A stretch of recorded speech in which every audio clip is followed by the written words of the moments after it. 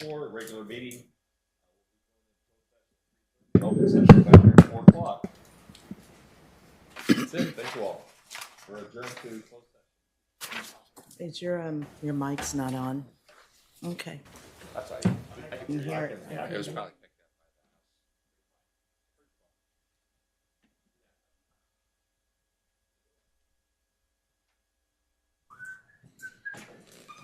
by the house. Are we on? Thank you.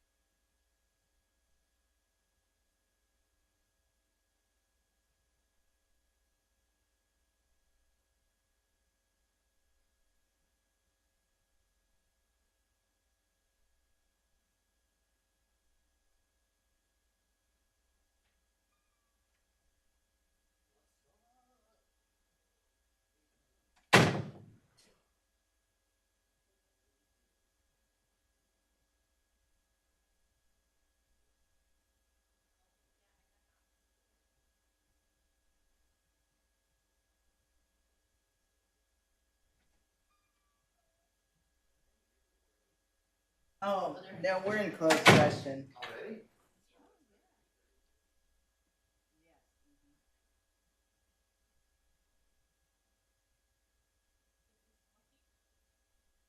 Talking about restaurants right now. Are they?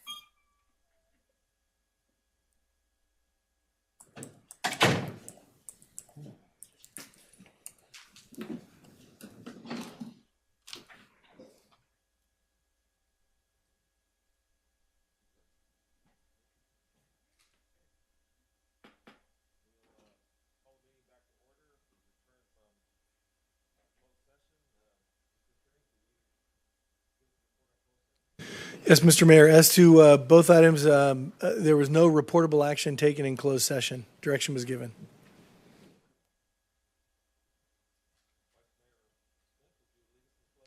Yes.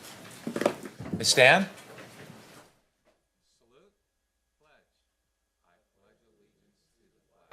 Of the United States of America and to the republic for which it stands, one nation, under God, indivisible, with liberty and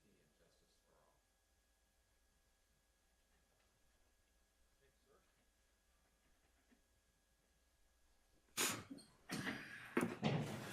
Next item is adoption of agenda. I move that we adopt the agenda. Mr. Mayor, if I may, my apologies. A couple corrections to the agenda before we adopt it. Okay. I'm going to pull items number 3, 4. Both of those items are budget adjustments, and due to the fact that we don't have a budget adjustment, but a budget adjustment requires 5/7 vote, so we're going to pull those and move those to the 20th. And then also, item number 7 is a request for the chamber to purchase some tickets for their annual barbecue, and I know once we lose, Mr. Vice Mayor Smith would have to recuse himself for that, then we'd be down to 3. So we'll push all 3 of those items to the 20th of August. And then there was one correction on the minutes for July 18th. There was one typo on there that was corrected. So those are the only corrections we have for the agenda. All right. I move that we adopt the agenda exempt items 3, 4, and 7, and the correction on the previous minutes. A second? Call the roll, please.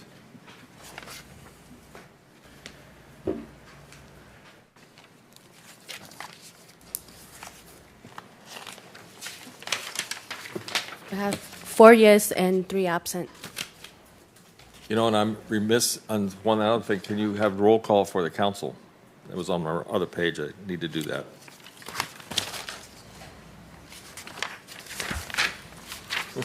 My apology for that. No, it's my problem.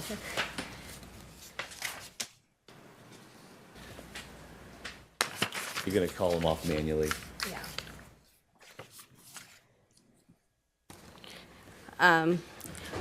Before that, I just want to inform that we have Council Ray, Council Thompson, and Council Weber. They are absent today. And we'll go for roll call. Council Member Johnston, Council Member Goodson, Yes. Vice Mayor Smith, Yes. and Mayor Pittman. Here. Thank you. Appreciate that. Stepping back here. All right. So the agenda's approved. Any presentations or proclamations? Seeing none. Do we have any public comment cards for this meeting? And I want to thank Nancy for filling in here tonight with Kayla is not feeling well, so. Thank you, Nancy. Thank you, Nancy. Yeah.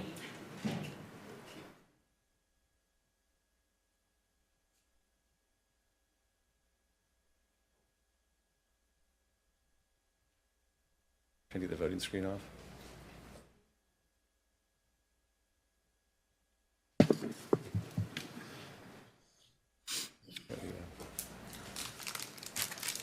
Any public comment speaker cards? We do have 2 for non-agenda. The first one is Amy Jernija. Jernigan. Jernigan. Whoa, whoa. I don't know. How did that come about?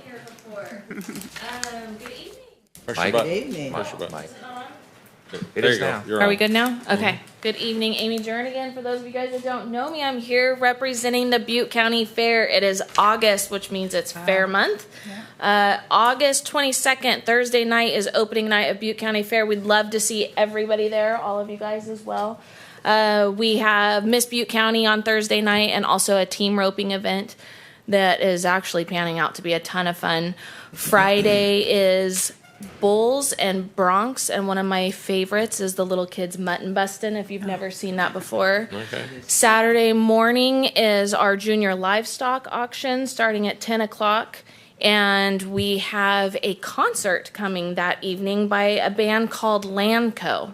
If you haven't heard of them before, LANCO. We'll see. Hopefully y'all show up for that one. And then Sunday, we end the fair with the Destruction Derby, which is one of my favorites. I have some flyers for all of you guys tonight. Wrapped up in the flyer is an invitation for our buyer sponsor dinner. We're not doing our typical director's reception this year. We're including all of our dignitaries in our buyer sponsor dinner. So Wednesday night, 6 p.m. at Jake's. Information is in here. If you have any questions, I'd love to see you all there. All of you guys there. Okay. That's Thank you, it. Amy. We're good? Appreciate Okay. that. Thank you. Thank you. Thank you. Thank you. And our next one is Rhonda.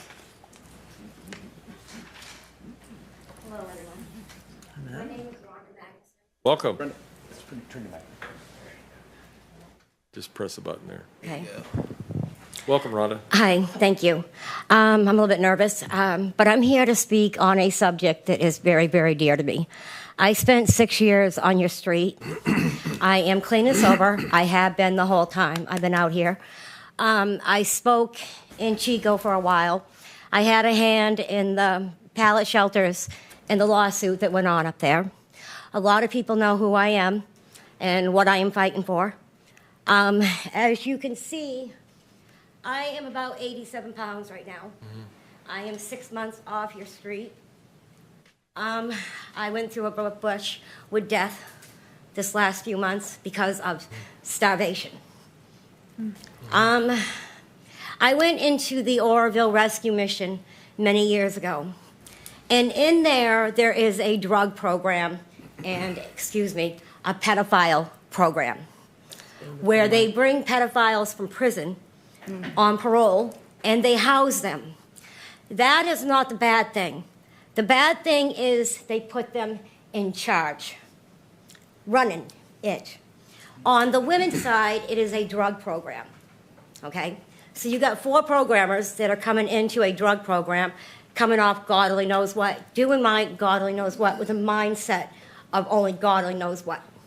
And once again, you're putting them in charge.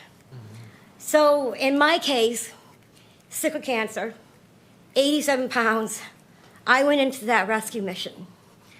I disagreed with one of the drug addict programmers, and I had 4 of them attack me brutally. 87 pounds with cancer. Everybody knows in this town what is going on in there as far as public officials, because I have spoke to many. I have documentation, because I am somebody that was a victim of a very serious thing.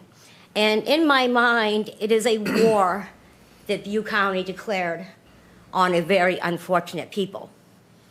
And then these people, 18-year-old girl, I'll give you an example, foster care, and excuse me because I'm going to choke on this one, went into the tourist shelter. She cried for 2 solid weeks, curled up in a ball. Not on drugs. This little girl had no clue to what she just got put into. But because she was crying too much, 8:30 at night, a 25-year-old employee removed her. I found her 3 months later. And this little girl was no longer a little girl.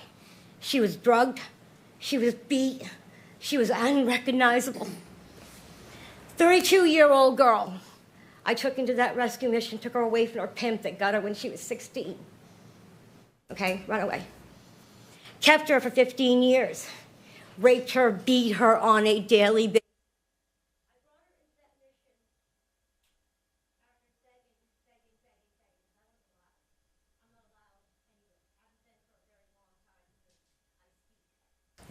This 18-year-old girl, they kick her out because she's pregnant. And these programmers that attacked me many years prior to are still there. Rhonda, you have exceeded the 3 minutes. Do you have what you have, information on text or on paperwork? I have tons. If you would leave that with us, it would be helpful. I have any Okay. Speak again. Okay. Knows me very well. Okay. Thank you, Rhonda. We appreciate your time. Have a good night. Do we have any other cards? Any more cards? No, that's all. Okay. Oh, next item, council announcements and reports. No? I'll just report back on Friday. We had the Orville Citizen Advisory Group meeting with, it's a meeting we have every 3 months.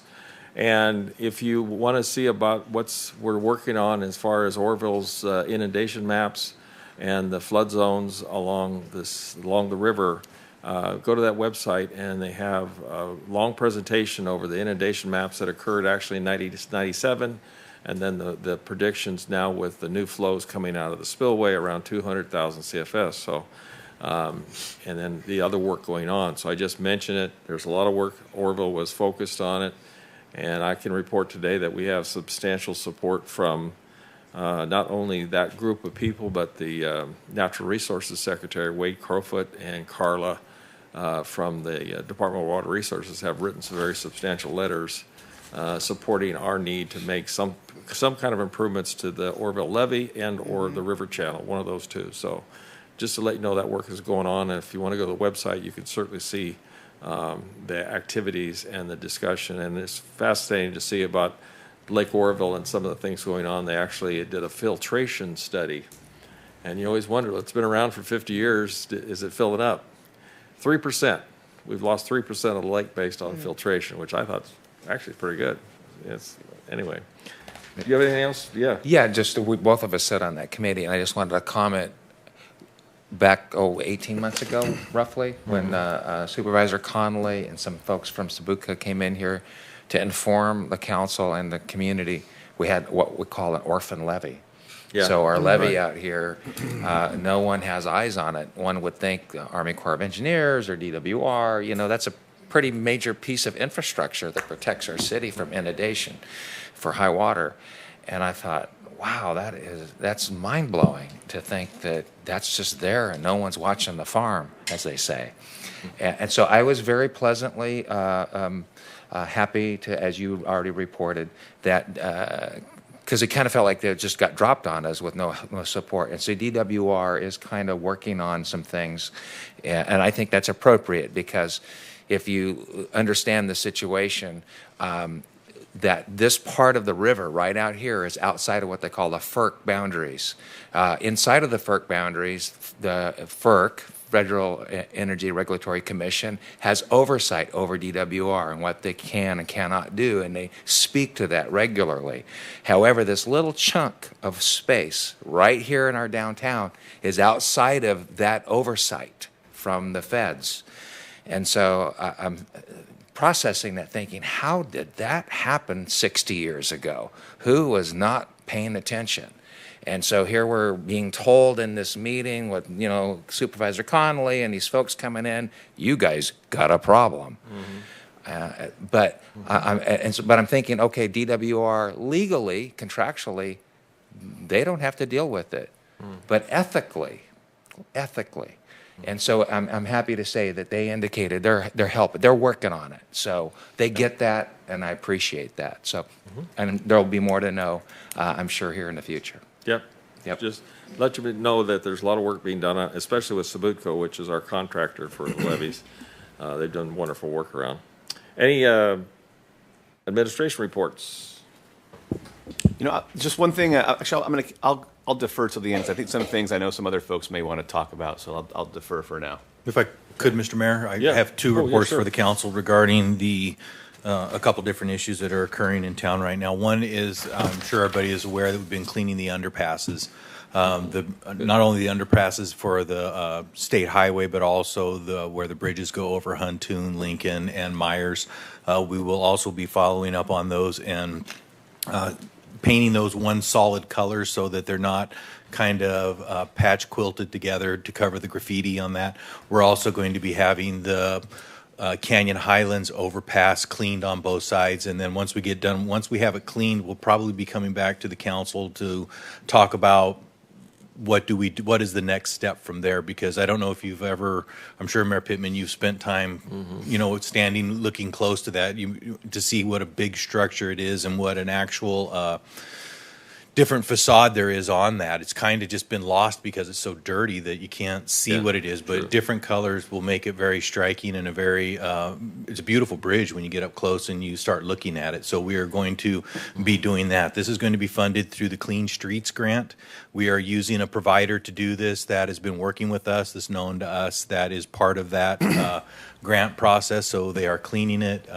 Right now, the cost has been very minimal to the city for that, but it was quite dirty. We are using the governor's executive order on the state highways to clean those underpasses and keep those clean. And we have been working with our patrol staff to regularly go through there and make sure that we keep people moving. It's unfortunately, it's never going to be 100% because as soon as we leave, they come back. But we are doing it on a regular basis to try to keep the people from recongregating there and making the mess out of those places that they were. But they were quite they were dirty, and they actually, if you spent any time there, they smelled. You could actually smell the thing. It was that bad. So we are doing that. They are hauling off the garbage, trying to make our town more presentable when you come into it and not have your first experience be one that attacks your olfactory senses as well as your visual senses as you drive into town. So we are dealing with that. We will be coming back at the next council meeting in conjunction with the city attorney and with Mr. Ring to give you an overview of what the Grants Pass ordinance or the Grants Pass decision is going to mean, what the governor's executive order means to us, and and a thorough review of what we're currently doing to address the issues that we have in town, because we've been remiss in not helping the council recall what all the council has approved for us to be doing and what all we are doing. So we will be bringing that back for a complete overview. Our attorneys will give you a legal analysis of where we're at and what we can and what we can't do, what it does mean, what it doesn't mean. There's a lot of misinformation that exists out there about what these things mean, and I think it's important that the public knows that this just doesn't greenlight the council just to go crazy and do whatever. I mean, there are still restrictions. There's more amendments to the Constitution other than the 8th. I mean, so that we have to be aware of and cognizant of. So we will bring that back at the next meeting. The last thing I want to make you aware of is Bedrock Park. I was down there yesterday looking for an individual that I need to contact regarding another matter. And also looking, I know that we have issues that exist there of a legal nature that, I was just reassessing where we're at and what we're doing with that, and was down there. And as I was there, I discovered the condition of the park and what it is. In my opinion, it's a public safety issue. And this Friday, we are going to be closing the park. We're going to be fencing it off until such time as it can be repaired. There's significant liability issues for the city that exists there. There are, I believe it's a fire hazard, that if we were to start a fire there and run down our levee into our core, that could be a significant issue for our community. We have other activities that are occurring that need to be dealt with. So I think the best course of action at this point is to fence panel the entire park off for right now, leaving the trail open on the backside so the trail can still be used, but keeping individuals out of the park until our Public Works has an opportunity to completely assess what needs to be done there and move forward on those projects. So you will be seeing this happen unless you give different direction. I've consulted with Mr. Ring and also with my assistant chief, and we all agree that this is a public safety issue that we need to deal with at this point. And that's all I have, Mr. Mayor. Appreciate that. Thank you. Any other departments? Spin around. We're good to go. I'll piggyback on what Chief Agrona said. It was there was some issues. He took me out there yesterday after he was down there, and there's some infrastructure issues with some of the retaining walls and some of the brick walls and some irrigation issues. So we're hoping, obviously, by getting this place shut down, and we'll go out there and do an assessment on it with the Public Works team here in the very near future and develop a plan. We'll bring it back to the council with what we'd like to do to get the park rectified. So Beyond that, I did want to mention Councilmember Weber, who is not here. I'd spoken to him about a couple of these things. I knew he wouldn't be here, and he was in support of both this issue and the pressure washing efforts that have been going on. And one other thing I wanted to mention is I know some folks have asked a couple times what's the status on the streets down here for Montgomery and Myers, and I'm looking over at Fred there because I think the RFP closes. Is it this Friday? Yeah, they Not to put you on close the this spot. week. That's correct. So that'll be the goal is to actually get that done this fall. So Myers and Montgomery will look.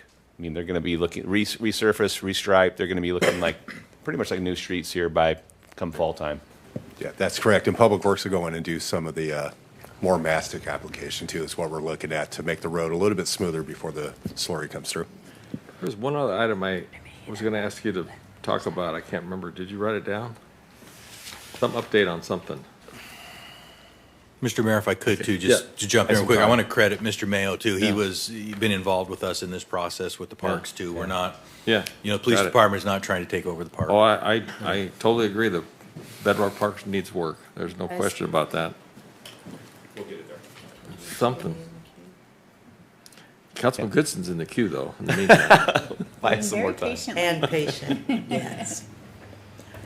Bill, there's been a lot of talk on the Grants Pass issue. Yes, ma'am. And so when I'm familiar because I went to school in Oregon, but Grants Pass is the city, but can you just give a general snapshot of what that is? So that the public has a basic understanding of what Chico is looking at and the potential for Oroville. I don't think that the Grants Pass decision is going to effectively do anything to the settlement agreement that Chico has entered into with the plaintiffs in that case that brought about their pallet shelter and that. I don't think that's going to change a whole lot. I think what that does is that gives us some additional latitude when we have to deal with those that are living on the street that are occupying public space. I mean, we have to be cognizant of their rights. What the Supreme Court basically said is this is not cruel and unusual punishment to move individuals off the street. We still have to remember that we have the Fourth Amendment that we have to recognize. We have to recognize the 14th Amendment. I mean, so there are still restrictions. So it does loosen that somewhat. I mean, it gives us some more tools to work with, a little more latitude. But we still have to be careful about how we go about this because we don't want to be put into a position where we do that. So I'm not really sure it's going to help Chico a whole bunch. Okay. But, I only play an attorney. Scott is one, so I'll defer to him. All right, thank you. Yeah, no, that was actually a good summary. I don't think it will affect Chico because again, they entered into a settlement agreement related to a case that is not likely to be modified by the ruling. The Grants Pass ruling, this sort of getting into the weeds quite quickly, but the Grants Pass case overruled a Ninth Circuit case. Previously, the Ninth Circuit came out of Boise. I want to say it was Martin v. Boise. And what that case ruled was that regulations that prohibited sleeping on public property were unconstitutional. That it was an unfair punishment on someone to prohibit them from sleeping in public spaces. And the Grants Pass case actually overturned the Martin v. Boise case by saying that is not a cruel and unusual punishment, that a public agency can prohibit sleeping in public areas, in public places, and that it has the ability to do so. Getting back to Martin v. Boise put in place the ruling that if you wanted to move someone from a public space, that you had to offer them a bed and a shelter. And that only if they refused to go to that bed in the shelter, then you could cite them for trespass or what have you. The Grants Pass case, and this is a very Reader's Digest, very 30,000-foot aerial view, the Grants Pass case overturned that, saying that was not cruel and unusual punishment, and that public agencies do have the ability to regulate activities that occur on public property, specifically sleeping on public property. That doesn't mean that you can now just, go and in particularly it relates to homeless encampments, and large encampments that have cropped up in many places. Public agencies after the Martin v. Boise ruling were really kind of afraid to do anything with them, because then suddenly there's this responsibility. What do you do with all of the property that they have, particularly in encampments that have grown quite large? And I think Grants Pass, in overruling Martin v. Boise, really put it back on the public agencies, saying, yes, you can regulate that activity. That doesn't mean you can just destroy property of an individual and get rid of it, but you can certainly deal with that issue. There are some guidelines coming out. I know the governor issued an executive order that had some information in it. I don't want to say it was terribly helpful, because I don't think it was. But I think there are some guidelines that there are some reasonable actions that you can take as a public agency. We've prepared a memo that should have been and can be sent to you if you haven't received it already. But we'll certainly give you an update at the next council meeting as to what it means. We'll get into the weeds as to what you can do, and as far as regulation of public property goes. Thank you. Councilman or Vice Mayor Smith is on the queue. Yeah, just real brief. I'll be looking forward to hearing from you and giving us some real solid direction. Yeah. Just for context, I think all of us see what's happening and see the impacts of the unhoused and, are alarmed. And then also what's happening south of our border. And just for context, to share with you, I have a good friend who weekly travels to Bakersfield using the train. And my friend comes from the Philippines, grew up in Manila. And he said, Eric, it looks like where I'm from. It's third world. He says, it's scary riding the train, all the encampments between here and Baker. Well, he catches it in Stockton and travels down to Bakersfield. And so, certainly with some of these changes in law, it's very alarming, very concerning. And so I just, all of us are, very, very interested and concerned about this. So we'll be looking forward to that report and then how we can proactively position our city to best deal with what might be. I'm just thinking, I hope they're not coming here. But it's very alarming what's happening. And I think all of us are aware of it, and we want to certainly be on top of it and ahead of the curve. Yes, sir. I believe everybody is disturbed by the situation as it exists. I don't think there's anybody that's satisfied with it, regardless of which side you're on this issue. No. The reality of the matter is, though, is that this council has empowered us to manage the problem, and this city and this council has managed this problem, I believe, fairly effectively for many years. It's just it's such a large problem that is forever changing, that just about the time you get your hands wrapped around it on this side, it kind of squirts that direction, so you got to try to grab it there. So we will update you on everything that we're doing so that you're fully aware of the programs that we have ongoing out there, and any shortcomings that we have or any requests or asks that we have, we'll bring those to you at the next council meeting. Yeah. Thank you, and that's one of the reasons why we're not doing it tonight. We don't have a full council. We wanted to make sure all the council was here for that, so appreciate that. Any other staff reports? Amy looks like she's grabbing a microphone. Yes, I just wanted to update you on the CDBG application in NOFA. As I suspected, they did not release it July 31st, and it will be released sometime this month, but we don't have a date. So Okay, all right, it's good to hear. Good evening. I just want to let you know that we did fill our last accounting tech position. Oh, good. And so, Right. things are moving in there. I want to let you know, also, I started 2 new projects today. So I started the forecasting project that we talked about during the budget workshop, but I felt like it really needed also another project to that, and that's going to be creating a multi-year capital and project plan. So work with all the departments on that and get that developed so that it can be incorporated into a forecast. Very good, thank you. All right, folks, next item is consent agenda.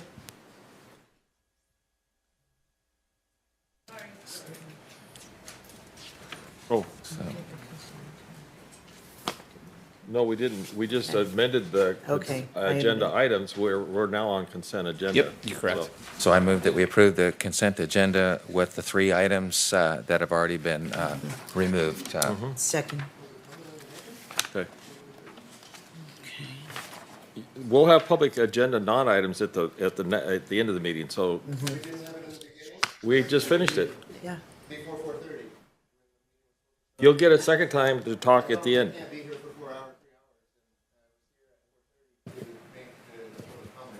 Or the timing has changed. Yeah, well, Been changed. Today closed session was at 3:30. yeah. So we moved up earlier. Well, you're gonna get it, we're gonna be short here real quick, I'm sure. Yeah. Okay. All right, thank you. Consent agenda needs to be motioned and approved. Any Yes, questions there's on those a 3 consent? items. 3, 4, and 7 were pulled from the Right, consent. with 3, 4, and 7 pulled. Hear a motion on consent? I move. Okay. I move second. My second. Roll call, please.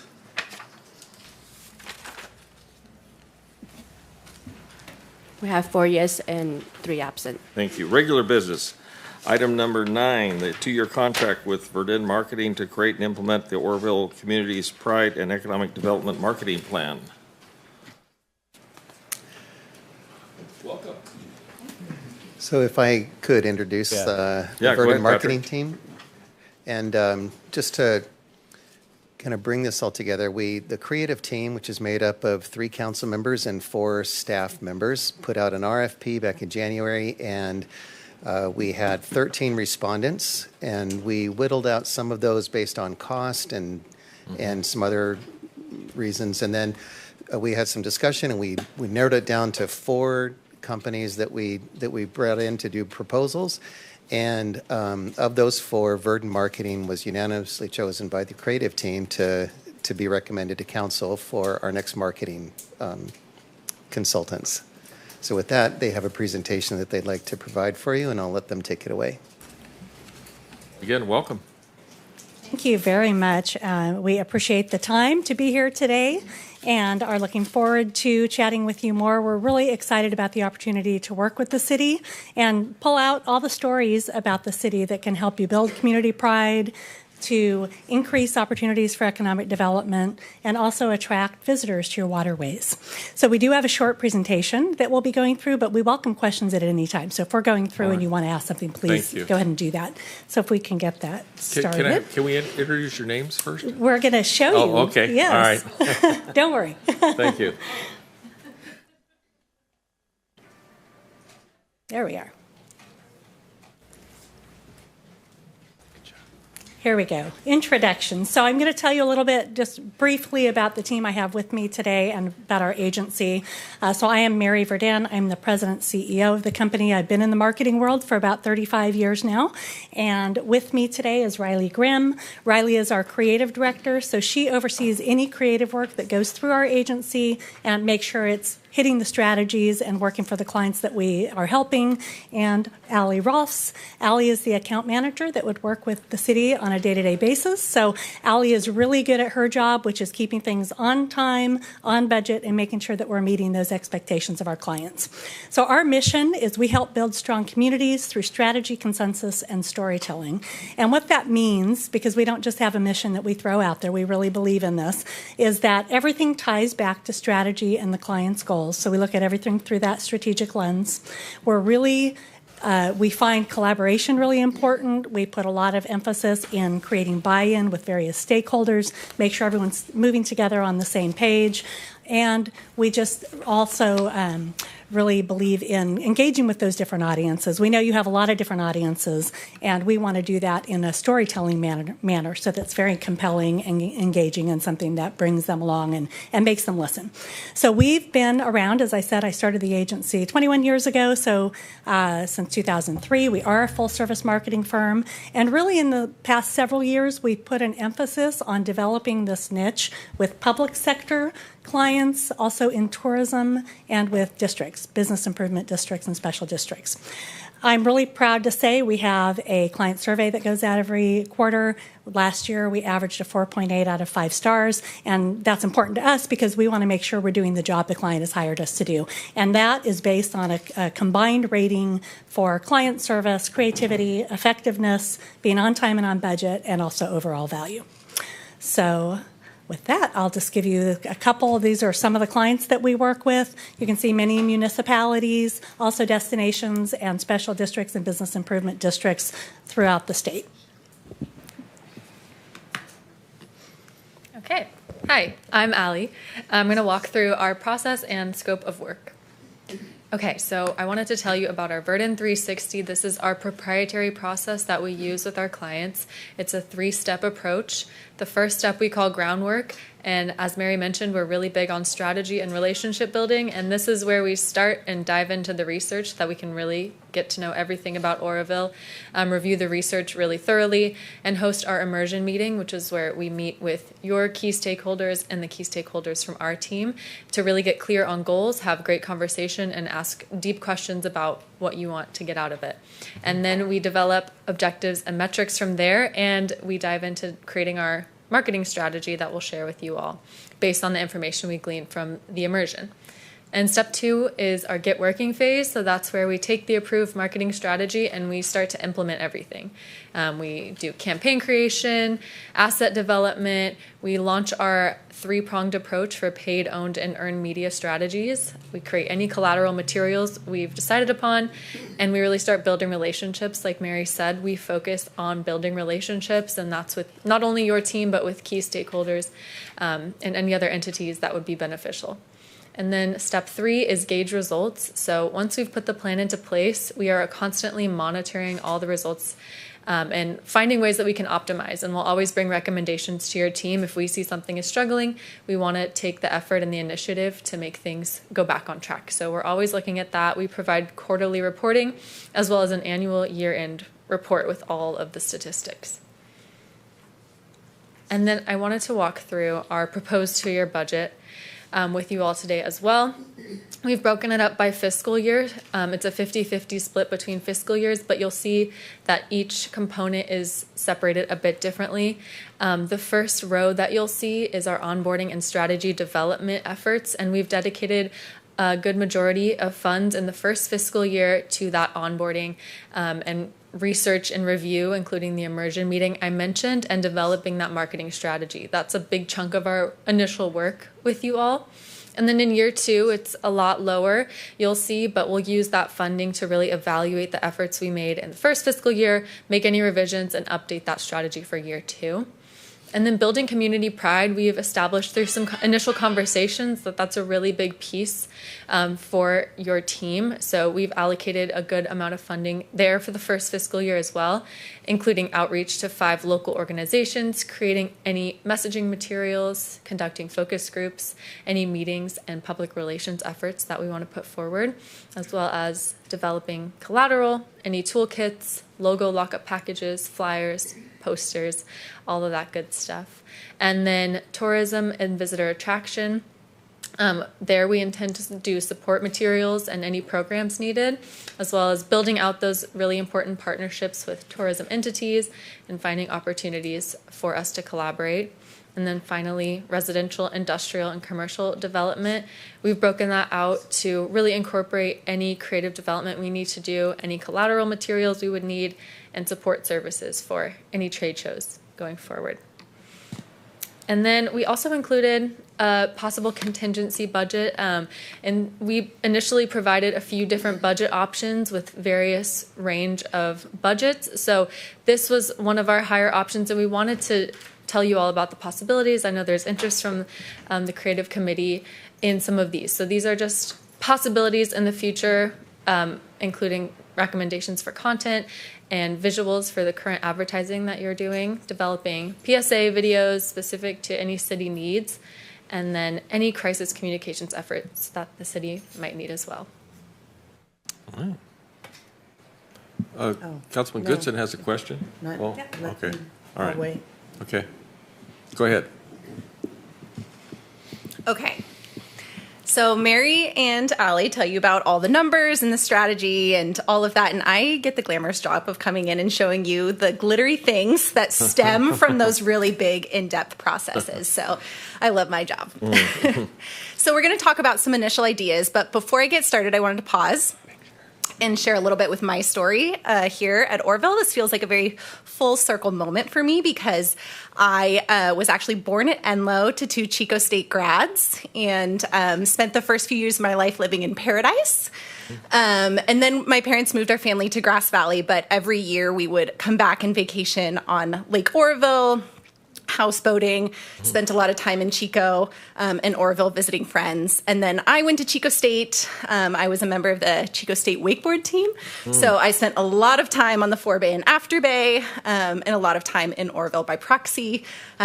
So anyways, I just want to share with you that I'm really stoked to be here and I love it here.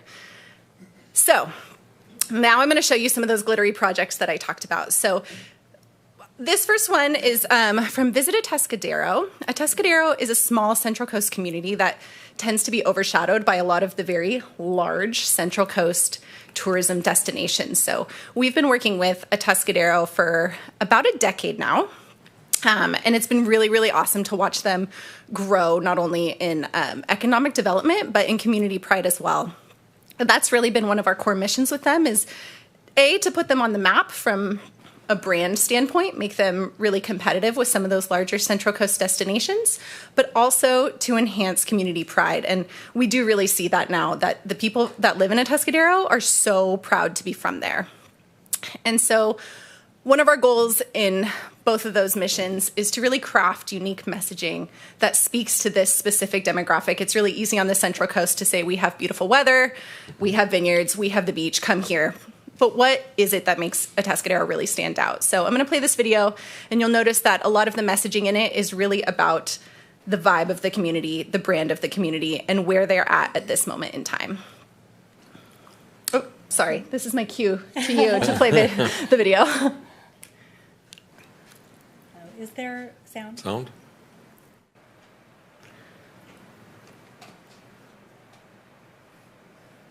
Yeah, shows us up. Yeah, audio's up. Huh.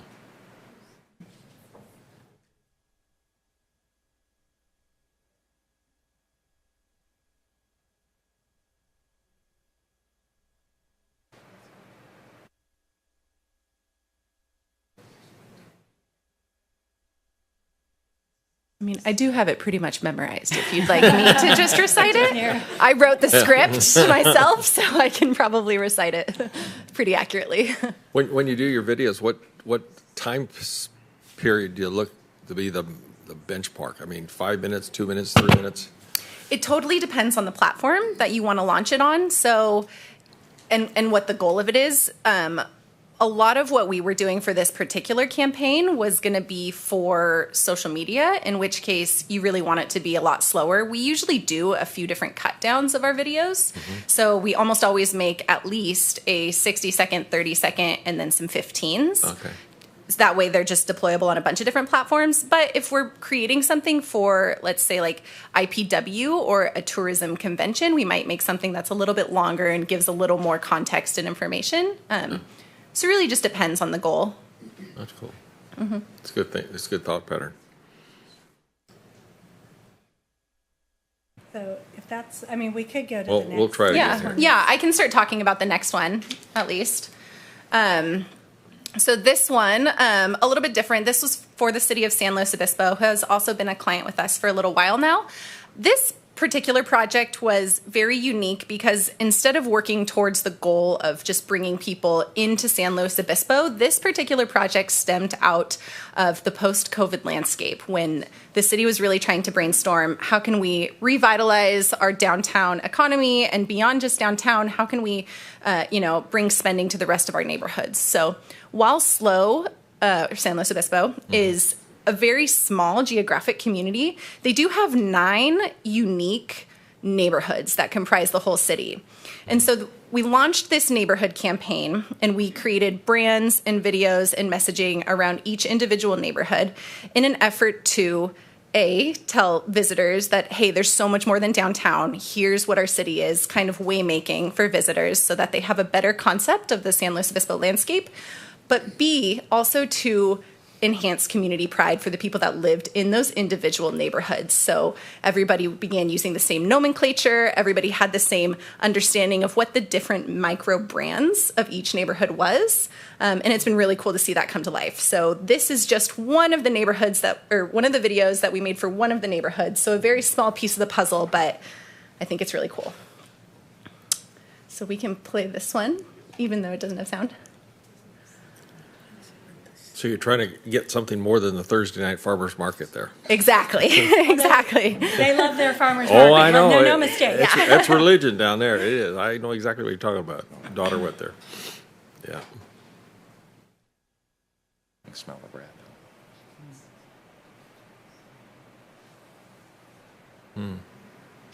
So that was just a quick, 15-second video to kind of get to your question at how do you decide how long videos are going to be, because the real goal of this with 9 different neighborhoods, we want people to be able to, in a snapshot, understand the brand and some of the offerings of that individual neighborhood, as well as the name. So those were really just quick takeaways from that 15-second video. Gotcha. And that's it from me. Thank you. So we can always send you. Yeah. Or actually, Oh, yeah. Patrick has the videos if you want to take a listen to some of them, because they are really, it does add a little bit more Right. to the experience. But both of those are videos. Those are examples of things that we can do with a modest budget, and really, like you had asked about, what are the lengths of these? We always shoot something with the idea of where else can we use this? How do we repurpose this? So how do we get the most out of the budget that we have? I do have some questions So, from council. yes. What you don't see, I see it. I have a queue for their requesting to talk. Oh, So I have okay. Councilman Goodson up Please. first. Yeah. So I was fast forwarding to, this is, you're proposing a 2-year contract, $100,000 per year, $25,000 per year for additional services. And those were, you showed us what those services were. Yeah, I can go back to that if you want. Please. Oh, there it was. So for me, just at a glance, it's just tweaking. So my question is in regards to, there is an option to extend the contract after all this plays out for up to 2 additional years with council approval. So here's my question. Once this, let's say the council approves it, once it goes into implementation, and the city and the council, we need time to just assess and evaluate the outcome of this marketing strategy investment. We need time. So when does that 2-year extension start? And then really, my concern is, what would be the intent and purpose of an extended contract if the council does not see a significant boost in tourism from the initial 2-year contract? Why would we enter into an additional agreement if the initial one is not working for us? The first So part of that just is actually is probably better directed to staff. So for the $25,000, we requested that. So that their budget was $100,000. We requested the additional $25,000. The period that the 2-year would start would be somewhere 3-4 months before the end of the second year. So that's a time when staff would start to look at it and evaluate if this is something that we want to bring back to council for approval to extend. And then we would bring it back to council probably in May of 26, probably in May of 26 for a recommendation if it looks like extending it makes sense. And then at that point, we would be bringing some metrics or some sort of metric that would show that there's a benefit and that we should move forward with them. Yeah, and I can add some additional. Yeah. Yeah. And thank you, Pat. And I processed that, yes. Okay. So I need something more tangible.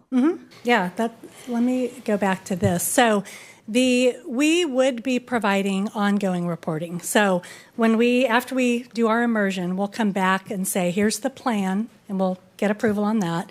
It will have touch points and goals that we will be tracking all of our metrics to. And we'll talk a lot about that in the immersion, about at the end of the day, what constitutes success? How do we know we're getting there? We don't want to get to the end of the contract and go, okay, were we successful? Right? We want to be able to say, okay, we're 3 months in, 6 months in, 9 months in. Looking back, the metrics that we're tracking are all looking very positive. We're getting, maybe it's engagement on social media, maybe it's citizens coming out to a public meeting, maybe, we'll put those metrics into place and then monitor those. Like, okay, people are engaging with this. It seems to be moving in the right direction so that we can adjust and move. We're very flexible and, gosh, let's put more money over here, take money from over there. So that would be part of it. It's just the reporting would be an ongoing thing. So you would never, at the end of the contract, we show up and say, oh, by the way, oh, sorry, we didn't make any success. That would never, because we know we're not successful if you're not successful. That's why we're here, right? I would say the other thing, so tourism is one piece of that. We have 2 other priorities as well, and community pride seems to be a major priority. And so that would probably, just how we've broken down the budget here, is with more funds for that, and then equally split on tourism and the economic development piece. So we would put into place goals. We would recommend goals and objectives that we think make sense for the budget you have and for what you're trying to accomplish.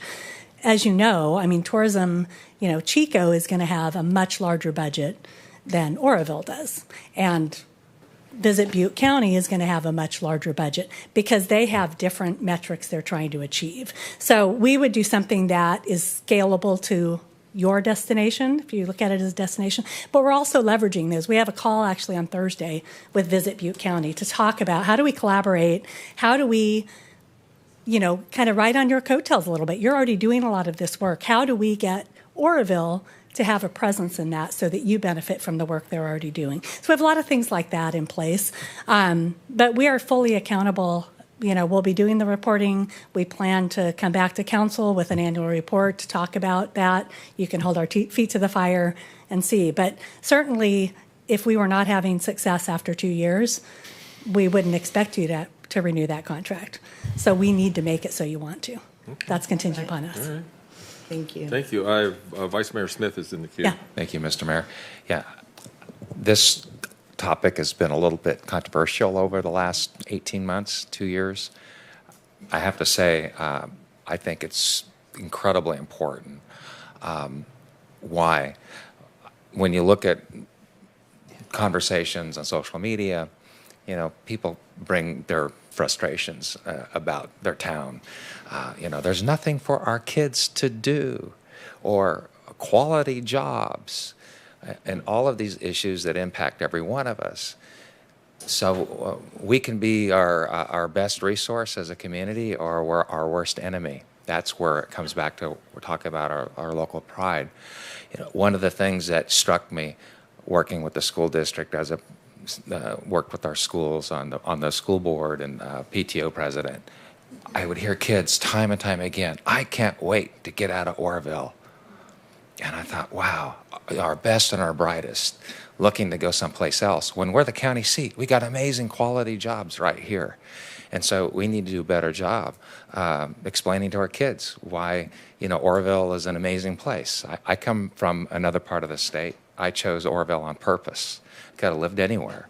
And so when I look at Oroville, I see a wonderful, amazing place that is so undersold and under-recognized. And so as a community, right, what is it in it for you? Well, maybe a place that would bring more entertainment for our kids. Would think about anchoring here. Or a company that's thinking about, like Mr. Musk, why go to Texas? Come to Oroville. Amazing jobs. And so that's your job. Your job is to help us see ourselves differently and then present ourselves in a more quality fashion to the rest of the state and beyond. And so we're going to actually see, the $200,000 we're spending here is nothing if we could anchor an amazing corporation or bring higher, forms of entertainment and levels of business to our community. How, you're talking about potentially millions of dollars, both in real investment and then also just the quality of life it raises for all of us. We're saying for $200,000, you're going to do some amazing stuff. And if you don't, we'll fire you and find someone else to do it. But so that's in it. I think that's what's in it for our community, and that's what we're looking for, because we know we're the best thing since sliced bread. And I work in the entertainment, so it's more than just tourism. You're absolutely right? I worked in that industry here for 8 years, and actually more than that in Oroville. And we can all tell stories all night long, but people come here on purpose, right? And that's great to know that even though you're from the South, that you know what the experiences are, and that'll help you tell our story from an insider's perspective.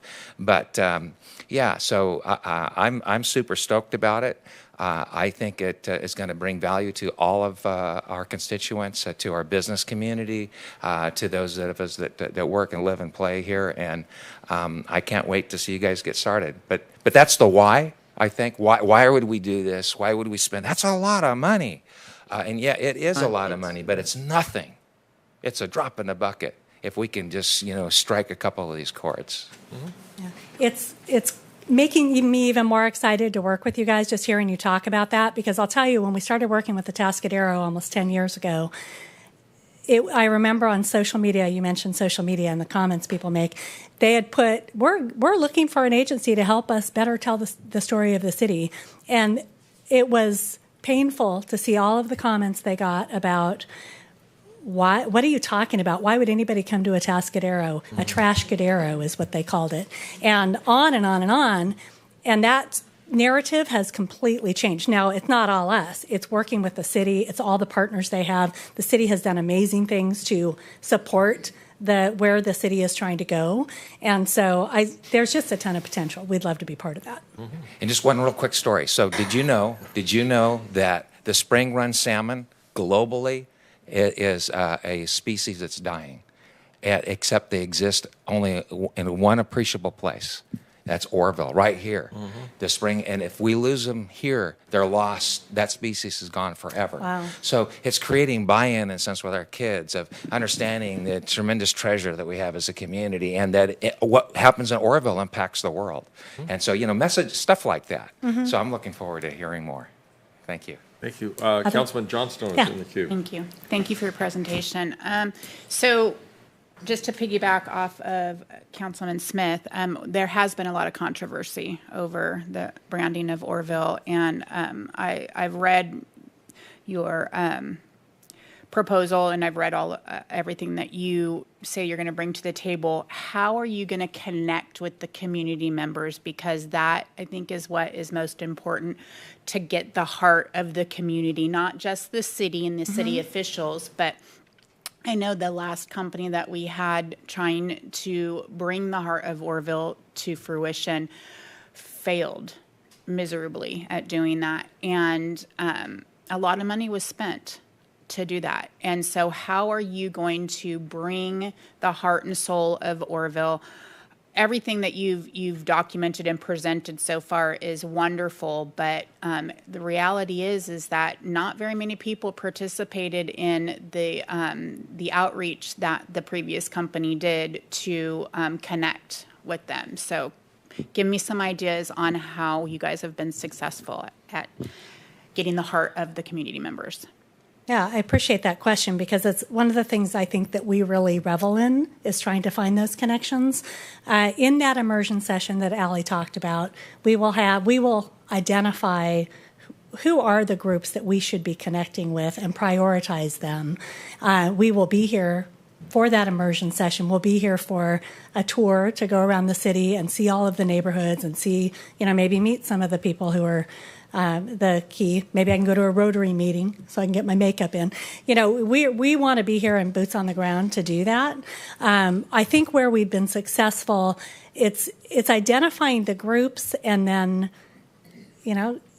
breaking bread, grabbing somebody and going to coffee and really listening, because I think sometimes people get in situations like that. Yeah, let's go have coffee. I'm going to tell you all the things you should be doing. And I know in my experience, particularly in a smaller community where people tend to be somewhat provincial and, this is our community. Don't come from another city and tell me what we're supposed to be doing. We need to really mostly listen at that point.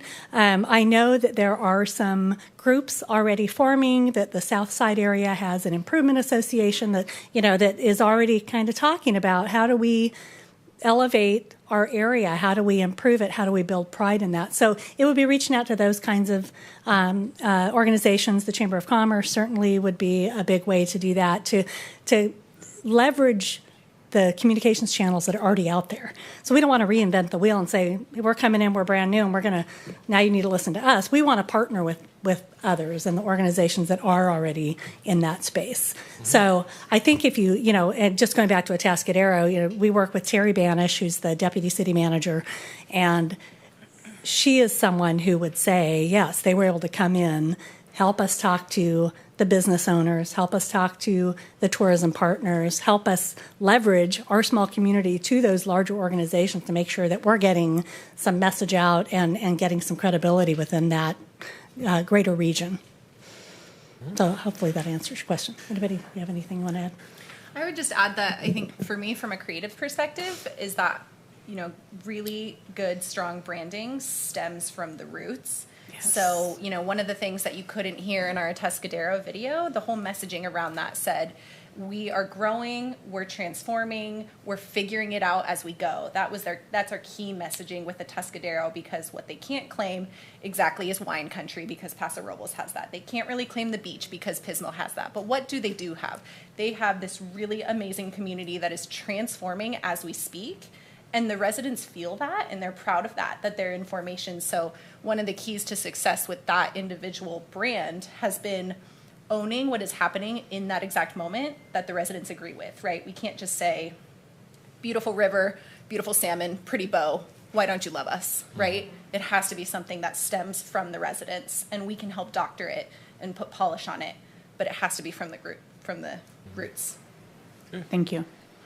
Yeah, and I will say just on that, we have looked at that research, and I think, I know that was an investment. I feel like there are a lot of opportunities to leverage some of that data and that information that was gathered, so that is going to give us a boost up. So hopefully that makes it feel, that we're maybe not having to go back and redo any of that. Right. Certainly that's a place to start. Yeah, I've read it. All of it. Yeah. All 500 pages. And there is a lot of information about it. And one of the things that struck me is that I think it was either Elk Grove or Grass Valley, when they asked, where's your favorite place to recreate? And they said, Downeyville. I go, really? Wow. We have 5 lakes and a river runs through this town. Duplicate that anywhere in California. Yeah. I mean, and the lakes I'm talking about. And that's the thing. You know them, but it's hard to explain that. I mean, it's 167 miles of shoreline. And then there's 9 miles of diversion pool. And then there's the forebay. And then there's the after bay. And then the river. And it's all, you can't put it all in one little package. So I think you have a good challenge here. I'm impressed with your presentation from my perspective. I think it's got a lot of good points to be had. Do we have any? There's a lot more to Orville than just the lakes, though. Yeah. So that's what we need to capture. Mm-hmm. And that's why I think it's so important that you do as much community information gathering. There's some great stories to be told. Yes, we have the beautiful lakes. Yes, but we have the trails. We have the parks. There's so much more to capture than just the lakes, though. So I hope that you guys see that as well. Yeah, I think that's where that neighborhood focus maybe could bring some of those out. Okay. Well, and I think it'll be some education of our own people. A lot of our own folks don't know everything about it. I mean, we have a huge amount of museums here, in the city. We have more museums than any other city, and very unique museums, some one of a kind. So there's a lot of things to work on, and look forward to this process. Any other questions here? I'd entertain a motion. No, I'm in the queue. Oh, I'm sorry, I didn't see you. That's okay. Councilman Goodson.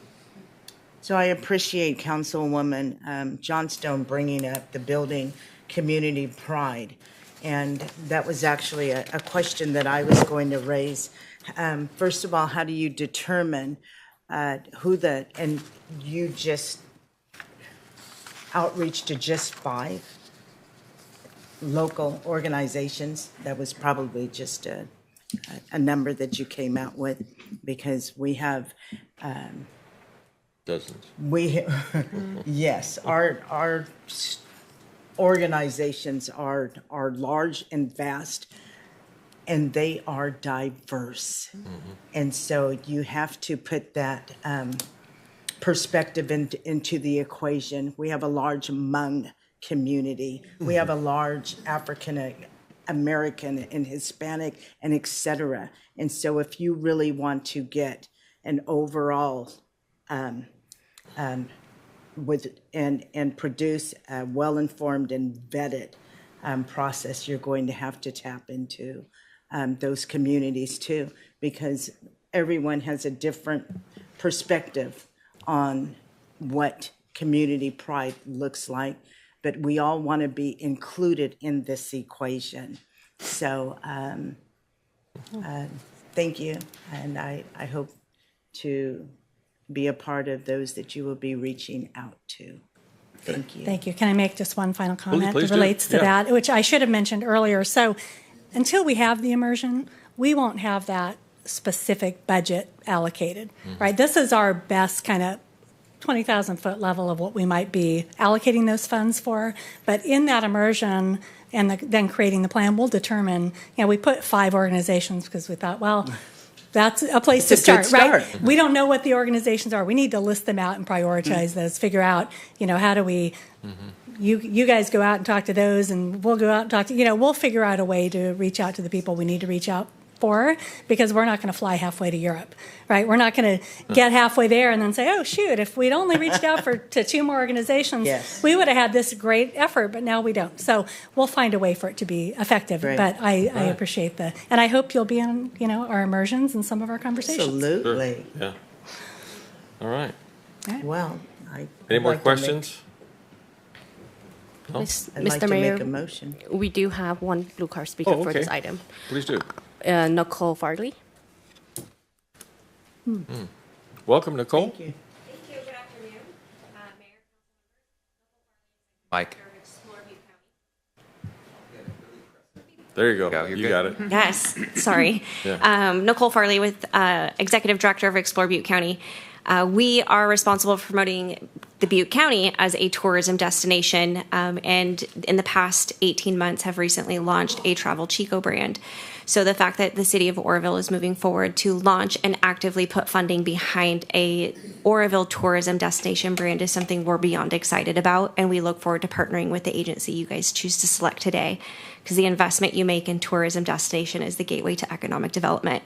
So we're really excited, and we look forward to seeing who you guys decide to select and the decisions you make today. And we do have a conference call lined up to learn more about the agency and see how we can work together and align our strategies, so that way we can make every dollar count for both of our organizations moving forward. So thank you. Thank you, Nicole. Welcome. Thank you. All right. Any other cards, public cards? No, there's only one. All right. I move that we approve the proposed 2-year contract with Verdant Marketing. And I'll second that, and just with a comment about, what you all do is just an amazing job for Oroville, and so we certainly appreciate Explore Butte County. They're just really up the game, and I'm sure that assuming this will get across the finish line, this will be an amazing partnership, so I'm really looking forward to the great work. For clarification, are you selecting A or B on the action requested? I think you're selecting B. A. It's all three of All them? inclusive, Oh, A, B, and okay. C. All right. I just want to make sure. Yep. One more comment.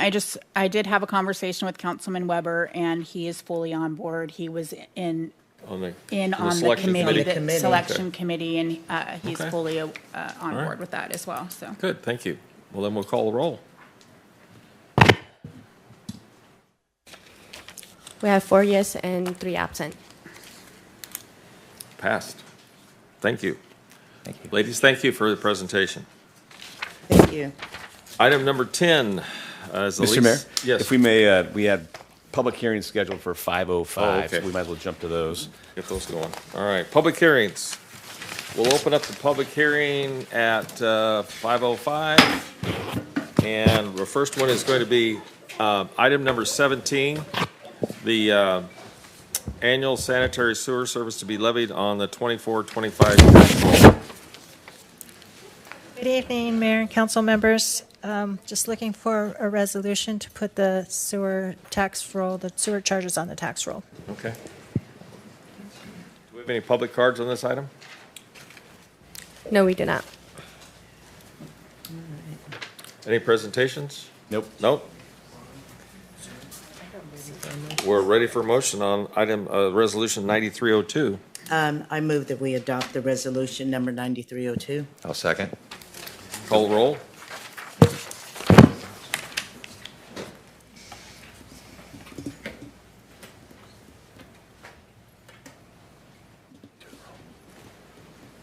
The roll.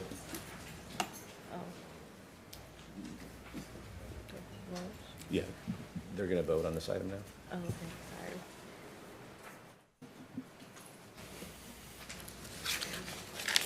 sorry. Motion with 4 yes and 3 absent. Thank you. Item number 18 under the public hearing, the general plan circulation element revision and adoption of an interim transportation threshold. Wes, welcome. Thank you, Mr. Mayor, members of the council. Before you today is a request to respond to the mandates of California to limit the number of vehicle trips a new project can generate without triggering an environmental assessment.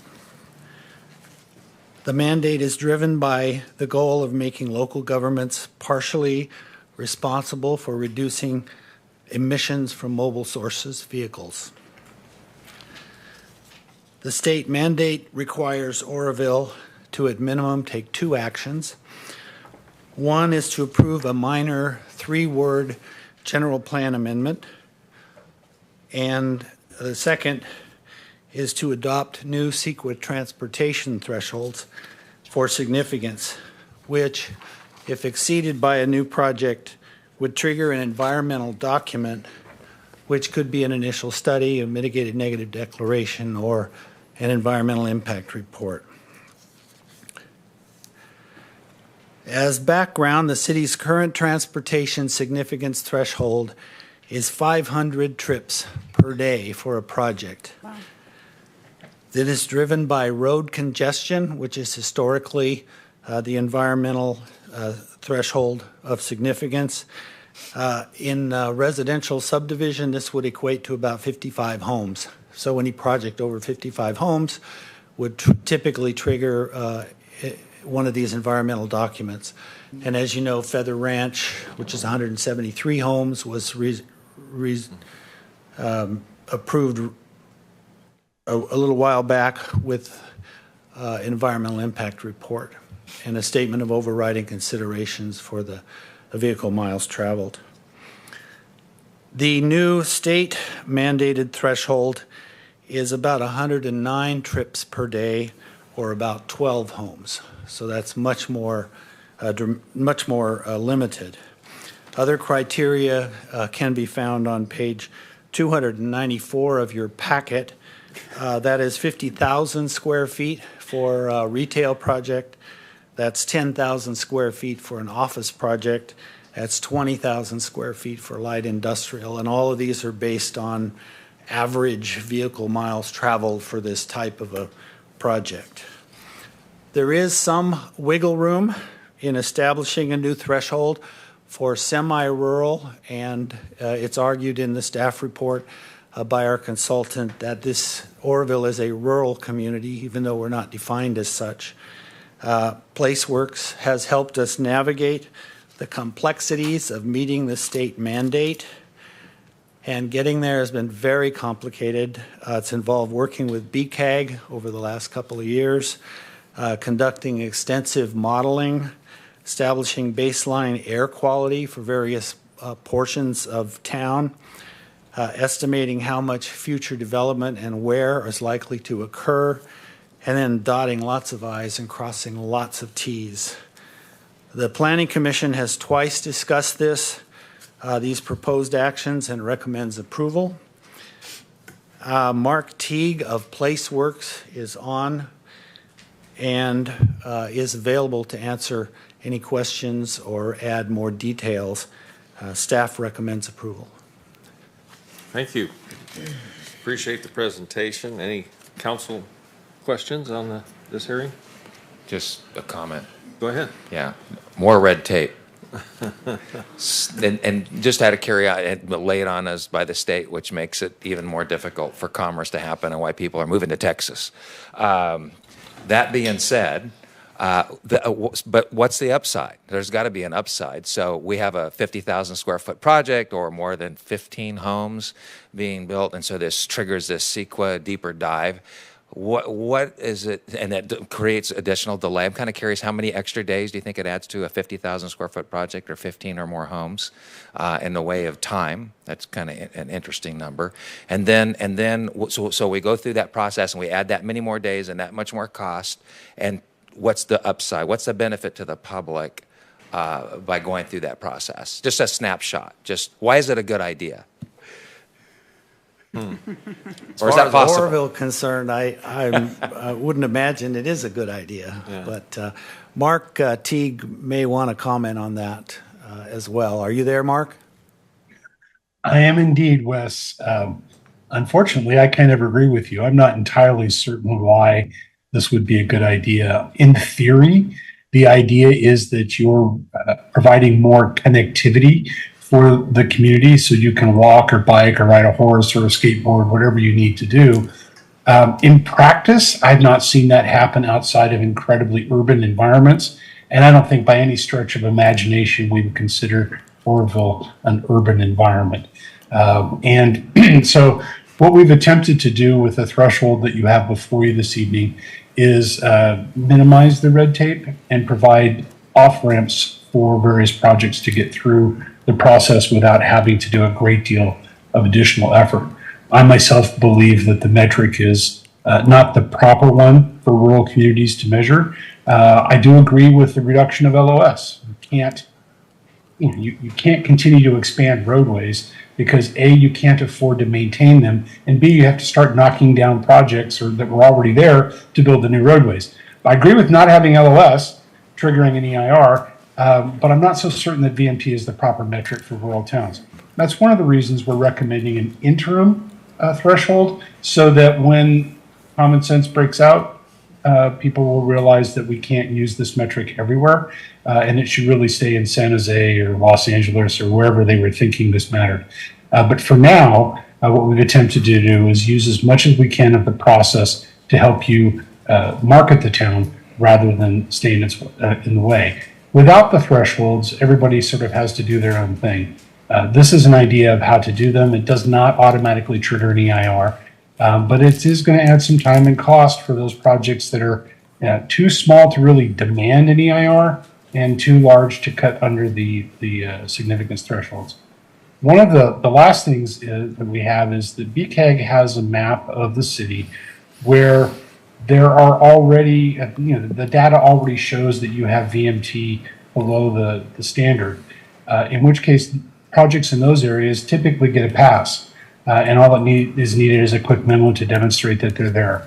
And those areas will continue to change as things develop in and around the city, but for now that's the best we can do given the one-size-fits-all mandate from the state. Thank you. Any other questions? Do we have any public comment cards in this hearing? We do not, Mr. Mayor. All right. I have no more questions. I would entertain a motion from council.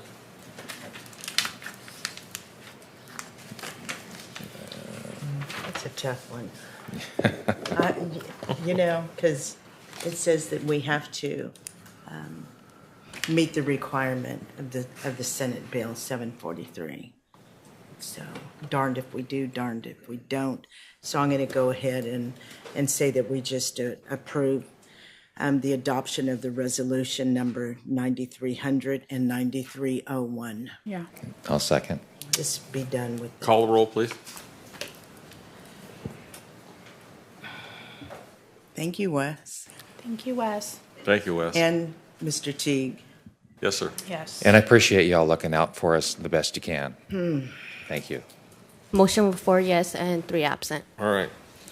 Item number 20 is the annual assessments for the city's consolidated benefit assessment district zones 3, 5, and 9. Good evening again. It is tax roll Actually, we time. missed Oh, number excuse me, 19, I'm sorry. Oh, 19 and Gotcha, 20. right one. Annual assessments on the consolidated benefit assessment districts for zones 1, 2, 4, 6, and 8. And you have something for us. Yeah, to if I could jump in. So you'll notice typically in the past for many years we have broken these into categories so that you don't have anyone with a financial conflict of interest voting on these matters.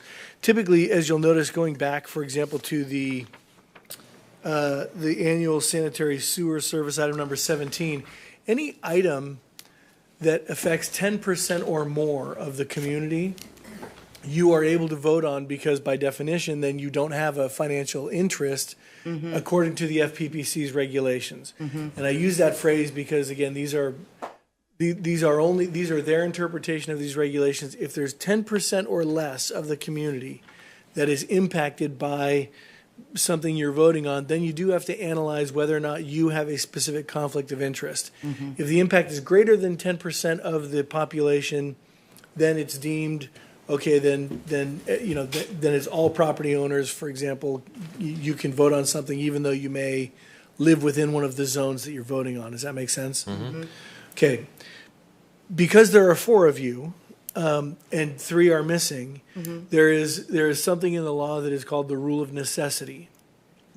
If an item needs to be voted on, and I'll hit the highlights real quick of what that means, but if an item needs to be voted on and you lose a quorum related to a financial conflict of interest, then the rule of necessity would say that that person that has a financial conflict of interest may disclose it and then still vote on the item because the law requires it. What would happen here, because we have 3 who are absent, and Councilmember Johnston, I'm going to pick on you for just a moment. If you had a conflict on one of them, and you were to say, well, I have to recuse myself because I've got a conflict, 3 are left, we now lose a quorum. That means you can't take action on the item. Well, these 4 items must be voted on at a regular meeting, and they must be voted on at this meeting so that they can timely get over to the county for placement on the tax rolls. And the rule of necessity is really there are 4 elements to it. You must have a necessity of a quorum, which we have here because 3 members are absent. The next one is you must have no alternate decision maker. So in some entities, you'll have, for example, joint powers authorities, you'll have a primary member and an alternate. Well, if the primary member has a conflict, the alternate can step in. Here you have no alternates. So that would be required. And the public disclosure requirement is you have to disclose whether or not you have a conflict of interest. And then in the final one, there must be some impartial selection of participating members. If, for example, there were, and I'll use again as an example, 2 other council members were here, let's say there were 6 of you here, if 3 of you had a conflict, then the 3 with a conflict would have to draw straws to see which one needs to come back in to make that quorum. We don't have that issue here because all of you are needed for the quorum. Councilmember Goodson. With all due respect, can we vote? I had 37 more subparts to this description, but I'd be more than happy to just leave it at that Reader's Digest version. Thank you, Mr. Huber. And this applies to item 19, 20, 21, and 22. Yeah. Right. Thank you. We appreciate that. Just for clarification on items 19 and number 22, there's no conflicts. The conflicts exist on 20 and 21, just to be explicitly clear. But, and again, I want to stress as well, at the last council meeting, this was all passed. This was voted on by this council, Right. and there were recusals. So just for full transparency. And so don't you need to Oh, for- name who it is on the 20 and 22? Yeah, Due to and the I conflict? can mention this. When we get to Yep, it. yep. Okay. For 19, nobody is required 19. to recuse themselves. All right, I So entertain. further information, 19 and 20 have no assessment, so they don't require a vote. Okay. All right. So we can move on to 21 if you like. One. So not, So it's just Now, a let's, public notice, let, right? let's do this, even though it requires Yeah. no assessment, let's vote anyway, Yeah. just in Okay. case the Right. county requires it. yeah. I don't know that they will, but let's, They don't. I'll entertain a motion for 19 just to get that in play. Okay. Go, Janet. Reminds me of GoDaddy. Okay. I move that there be no collection of assessment this year. Under item good? 19. Yes. I'll second. Call the roll, please.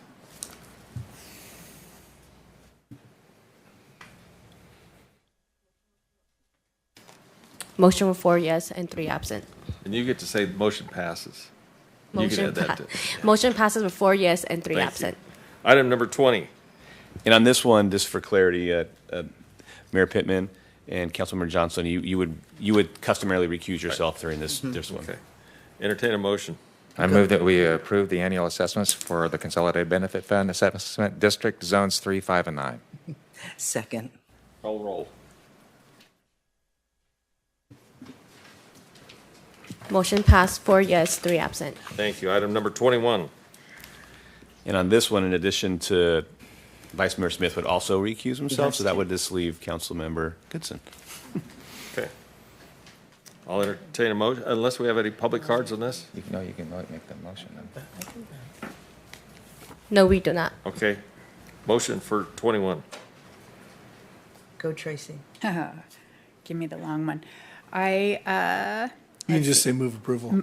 move what? Move approval. of Move item approval. As 21. presented, yeah. As presented. There you go. Thank you. Second. Call the roll, please. Motion with 3 yes, 1. Hang on. There we go. Motion with 4 yeses passed and 3 absent. Thank you. Item number 22. This is one where nobody would have to recuse themselves. So I entertain a motion for Resolution 9291 So moved. So second. and 9304. So moved. Call the roll. And- Thank you all. Motion passed 4 yes, 3 absent. Okay, now we got to get back to agenda. Item, where did we stop? Number 10. Feather River. 10. It's now 5:30, and I'll close the public hearing. Number 10. Item number 10. Lease agreement for the Orville Convention Center between the City of Orville and Feather River Recreation and Park District. Mr. Ring? Yeah, I'll kick this off. So this was an item that was staff were directed back in November of 2023 to work with Feather River Rec and Park District and the YMCA on just hopefully a relationship where there'd be a partnership between those two entities to occupy the convention center. At that time, there was a lot of discussions with the YMCA on the services that they were providing, and they were going to have to reduce the services in the long run based upon the cost of the services they were providing. Staff has worked with the YMCA and Feather River on we've had multiple meetings over the last 7, 8, 9 months, trying to find a win-win-win, I think, scenario. That's great. That's good for the YMCA. That's good for Feather River. That's good for the community. That's good for the organization. And we think that all the partners, all the players in this have been very collaborative and very open-minded to the suggestions that Pat and I have had discussions with them. So ultimately, right now, the YMCA is the primary leasee occupier of the convention center. So they run their services out of the convention center in the morning. They're also managing the facility, the minor maintenance items, and they're also doing the rental of the facility that's used quite a bit on multiple occasions. Most weekends the facility is being used.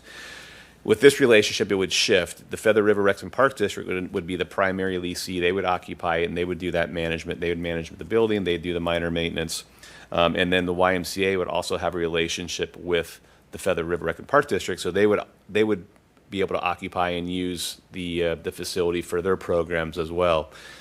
Within the agreement, it would include $2,500 a month rent to the city, and also utilities would be paid, and also the facility insurance would also be paid for by Feather River Rec and Parks District. And again, there's been a lot of discussion on this with all players involved, and I think we've come to a pretty good solution that really we feel meets the needs of all the entities involved. I'm not sure, Pat, if there's anything you want to add on that. I think you covered it all. It seems like it's going to be a really good arrangement, and both parties are very satisfied with the process. And I think we do have representatives from both the YMCA and Feather River here if there were any questions from them as well. Council, any questions? Oh, Councilman Goodson's in the queue.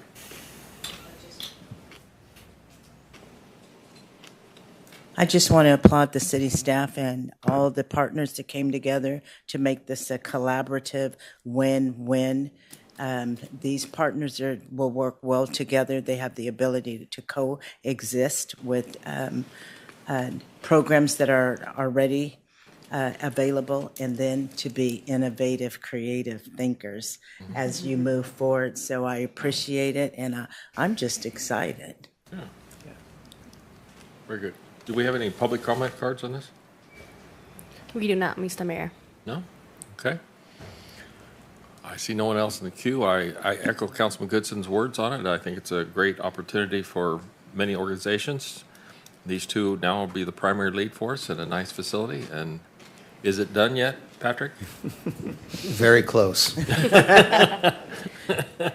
Excellent. A little bit close? Yeah. Do we have bathrooms? We have Scott. We got bathrooms. The bathrooms. All right. We're happy now. They look fantastic, too. Yeah. All right. I only comment because it's been a while to get all that done. Yeah. So I'd entertain a motion. I move that we approve resolution number 9296. So moved. Second. Call the roll. If I may, it also, once we approve this resolution, we would be terminating the current agreement with the YMCA. Okay. Mm-hmm. Yeah. Understood. Yep. Call the roll. Motion passed 4 yes, 3 absent. Thank you all. Item number 11, moving forward, the Downtown Business Improvement District Annual 24-25 Fiscal Year Budget Report. Who has this? Oh, there's Natalie. Hoping for the visuals. I can kick this off just really quick. Good. This is just part of the ordinance requires that the Downtown Business Association on an annual basis presents their budget to the council for approval, and the council cannot make any modifications to that budget without, I believe, 50% of the vote of the membership that pays right. fees. So ultimately there'd be a significant amount of opposition that would have been presented if the council were to make any modifications to that budget. So the primary purpose is to approve the budget. So I'll turn it over. Yeah. Do we have our slides? We do. Oh, we got some slides. All right. We have some visuals that we want. Thank you so much for having us tonight, squeezing us in. Don't let it have audio. I'm from the heart of downtown, our beautiful historic district, downtown Oroville. Our annual report is because we are the managing organization, the Oroville Downtown Business Association and the Riverfront District, because the area has always had different associations that have managed it. They joined together in 2019, and now they're known as the ODBA, and they are the managing organization of the bid assessment, the money part. Okay. You have to keep going with the slides. There we go. That's the one I talked about. The next one. We are a 501c6, so we're nonprofit. We're not a 501c3 because we're not a charitable organization. We're a business organization. We help promote business downtown. The next slide. This is our board of directors. Per the city ordinance, we are to have between 10 and 12 directors. So we have 11 right now. And this has always been a working board. We need hundreds of volunteer hours to make anything happen downtown. And that happens because every single one of the board members serves on at least one committee. And all of the work with the membership and volunteers happens within those committees. So this is a busy working board. And we also have 3 advisors to the board that are on there too. So the heart of the ODBA, our mission, I love it. It's so simple. We want downtown businesses to succeed, every single one of them. We want all of them to have more customers any way that we can get them downtown and improve their sales. It's a simple goal that we're really focused on. Our vision for this year is to continue to create a sustainable, vibrant, and beautiful business community. And besides attracting customers, which we need desperately, we also want to make this a very welcoming place to do business. And we're starting to communicate with the city and collaborate with the city on how we can do that. Oftentimes for new entrepreneurs, the most difficult challenge they face is from cities and burdensome regulations, and things are very confusing. So we are really going to focus on what can we do to make downtown Oroville the place where you want to do business. These are our values. Once again, we're committed to creating a healthy, strong, sustainable downtown. We embrace everyone who visits. We advocate for all of our members' needs and priorities. We want everyone to succeed in downtown. And we seek out any partnerships that we can with any organizations to be able to get this done. And here's more of a detailed focus of this year. As you can imagine, with 100 independent business owners, communication is not super easy because everyone's really busy. So we are really going to work on how can we make sure every member knows how to get involved, when the meetings are, read through the minutes super quick so they know exactly what's happening in every single committee meeting. So that's really a big focus this year. We want to streamline our board meetings. They all have to get to work. So we're kind of changing it up where public comment is going to be at the beginning so that people can come and discuss whatever they need to and they can get into their shops to open their shops. We're also, as I said before, really want to advocate for business owners, our existing businesses and new businesses. We want to encourage successful business relationship with the city. And like I said, all the work is done in committees. Hundreds of volunteer hours happen in those committees with volunteers and business owners, and that's what we want to keep working towards.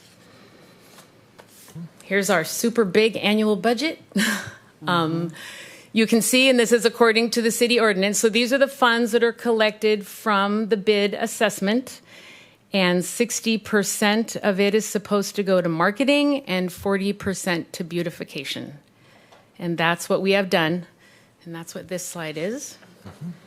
And as you can imagine, we need more funds than that to get the work done, even with all the volunteer hours. So we need to raise an additional $34,000 each year. And that is raised through our ticketed events, our fundraisers, sponsorships, and grants.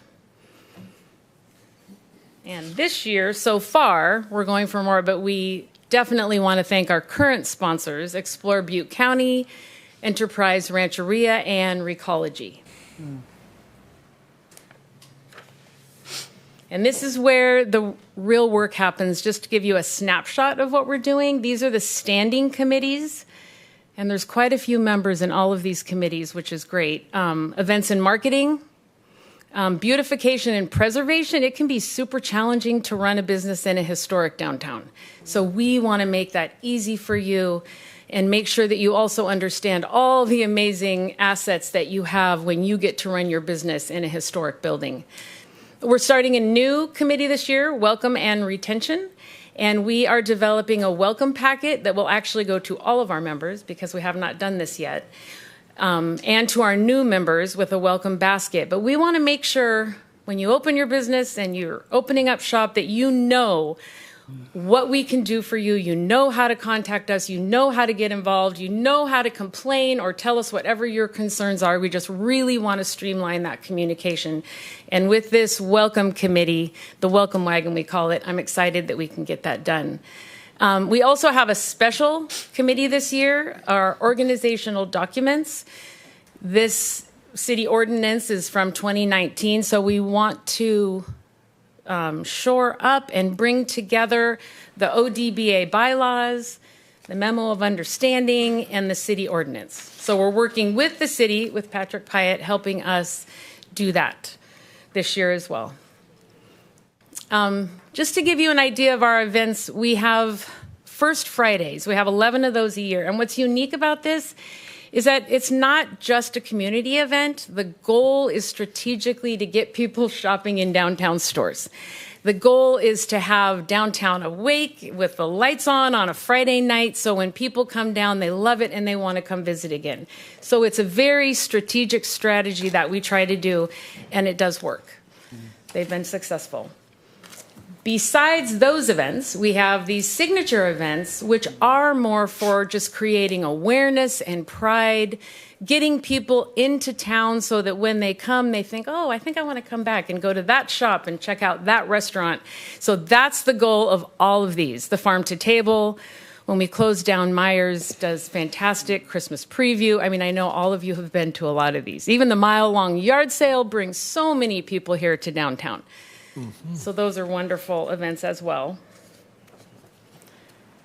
And our marketing efforts, it's just to create, as you all know, I don't have to tell you, we have an amazing downtown. It's unbelievable with the river and the museums and those buildings. And every time anyone comes to downtown, they're blown away and they want to come back. So our goal is to bring them here, get them to have a wonderful experience and come back so we can help our downtown businesses.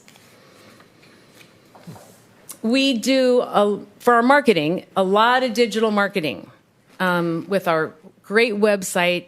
All the members are supposed to be on the website and having that updated for them.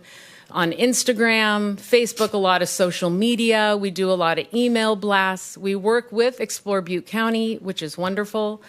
But the digital marketing is very powerful and very important. We also do traditional marketing.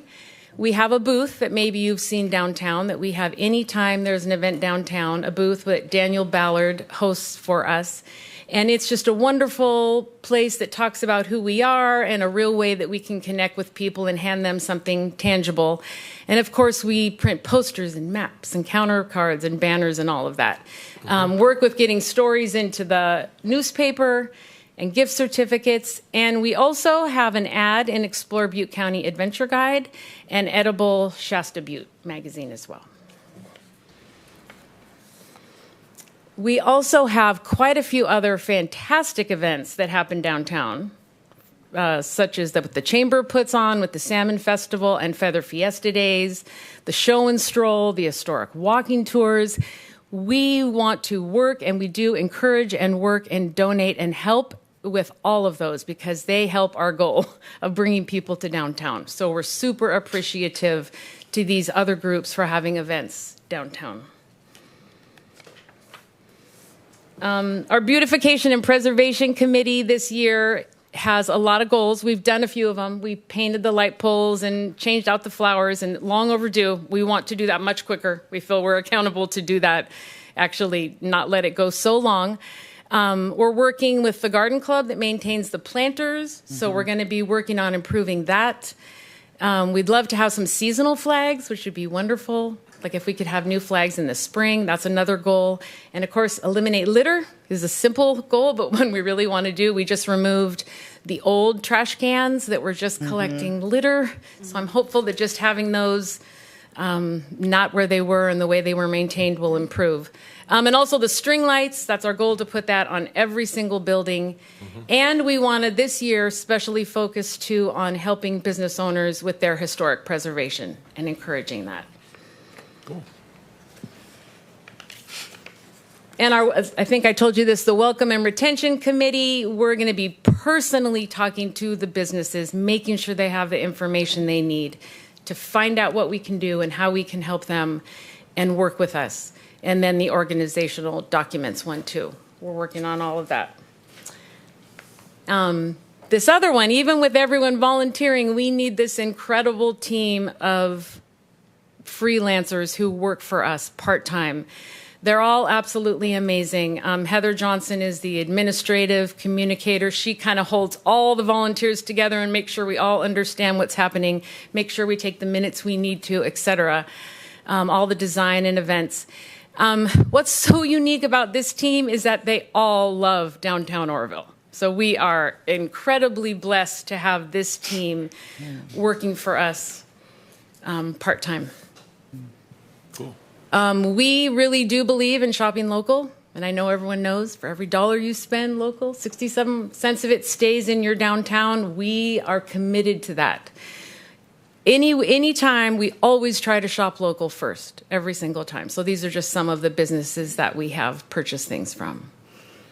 I think that's the end of the presentation. Oh, very good. So thank you. Yeah, thank you. Well done. Well done. Thank you all. And well done to the DBA and the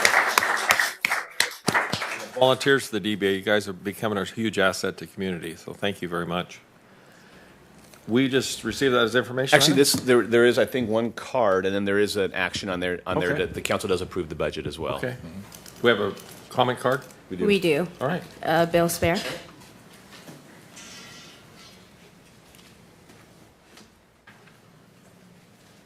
Welcome, Bill. Thank you, Mr. Mayor, Vice Mayor, City Council. So on the last meeting, I asked for a review of the bid ordinance, and you guys decided, I guess, not to review the ordinance. There's a big problem with Councilman Janet Goodson. You were here when they presented it to the council and got it passed. It was a big old packet with a lot of promises of how they're going to operate and protections for the members. And I presented a list of a lot of the issues and problems. And from what was promised to what was delivered, it was a big old packet, and the ordinance left no oversight for the city council. And I presented that I thought it was your guys' responsibility to relook at the ordinance and relook at the promises to help make some adjustments to the ordinance so that the ODBA or the BID could be prosperous, because it is important for our whole city for it to be functioning correctly. So I would ask you guys, the only oversight you have in the ordinance is this right here. And I would ask you to vote no on this and take a look at the proposal and take a look at the ordinance and hold them to account of how they're supposed to be operating and have them to fix it. I think it's important that I'm glad that it looks like a lot of progress has been made. I haven't been going lately. I got discouraged with it, but I'm still trying to improve and help downtown wherever I can. But I believe you guys do need to have oversight, and that you should at least table it. But I would say vote no for tonight.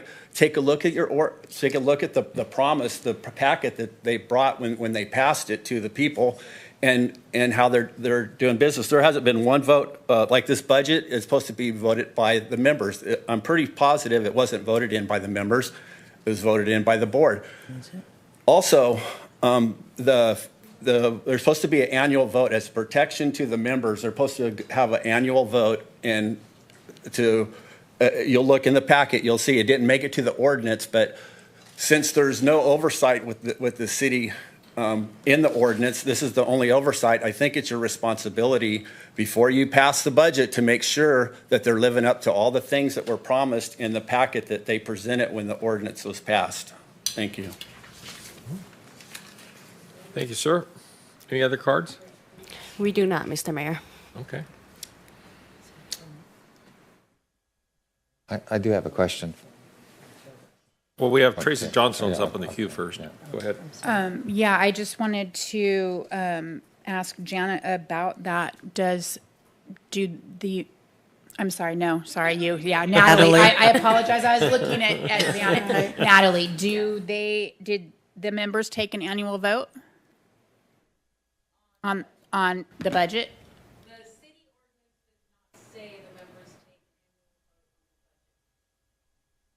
What does it say? Okay. That is in the city ordinance. Okay. And do the members get a say in or even look at it before the board of directors makes the vote? Absolutely. Yeah, I mean, it's all in the minutes. Yeah. So yes, I mean, you can see it's a small budget. Yeah. So yes, absolutely. Everything is available, all the minutes, they have a say. You have to come to the meetings and talk. And yes, it happens in the committees. But it really goes by what the city ordinance says, which 60% of the money goes to marketing and 40% goes to beautification. And that's what we have to follow, and that's what we follow. Okay. But there isn't really any other guesswork in that. Yeah. Yeah, the ordinance right now, it says, I think it says the budget shall initially be set at a 60-40 Yes, split. we never changed it. And Mr. Beard, I want to say, because I know he mentioned some concerns at the last meeting, and I can assure you that when you say, obviously, the concerns about an ordinance, you know, we are looking at it. We actually had a meeting with Natalie and Pat and I met to start looking at the ordinance to make sure. And I think I would like to say there's consensus. We want to make sure that the ordinance is followed, or if changes need to be made to the ordinance, that we bring those changes back before the council, because if you're going to have an ordinance, we got to follow it. Yep. Okay. Yeah, Absolutely. The proposal that, why they passed the ordinance, I would like looked at. If I could join the meeting also, I'd be happy to help out. We do plan to have, what we spoke about is having workshops, so anyone in the ODBA that wants to participate should participate. Okay. So, and we hope to get a real representation of the membership to come out, because if everybody comes, then we'll get a stronger, result.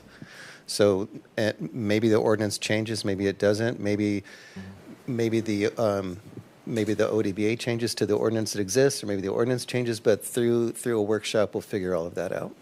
Okay. Yep. I see Vice Mayor Smith in queue. Mr. Mayor. Yeah, this is kind of a sticky wicket for me because I'm in the ODBA. I participate and attend the meetings frequently. And the ODBA historically has struggled. And there was almost a point where it was not going to continue. Just, I think, 2 years ago, there was a lot of discussion with that. Yeah.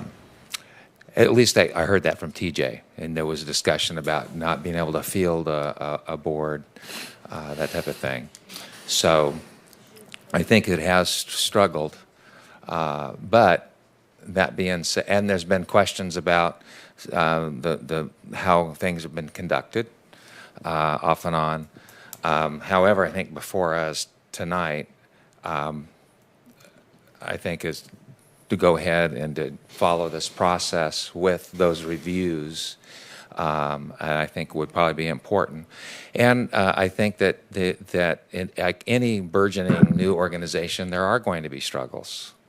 It is a volunteer organization. Everyone there that is volunteering for the most part, especially in the businesses. I mean, there's a few folks that are paid stipend amounts to do various types of work, but I think that they deserve an opportunity to, bring those corrections and evolve as an organization.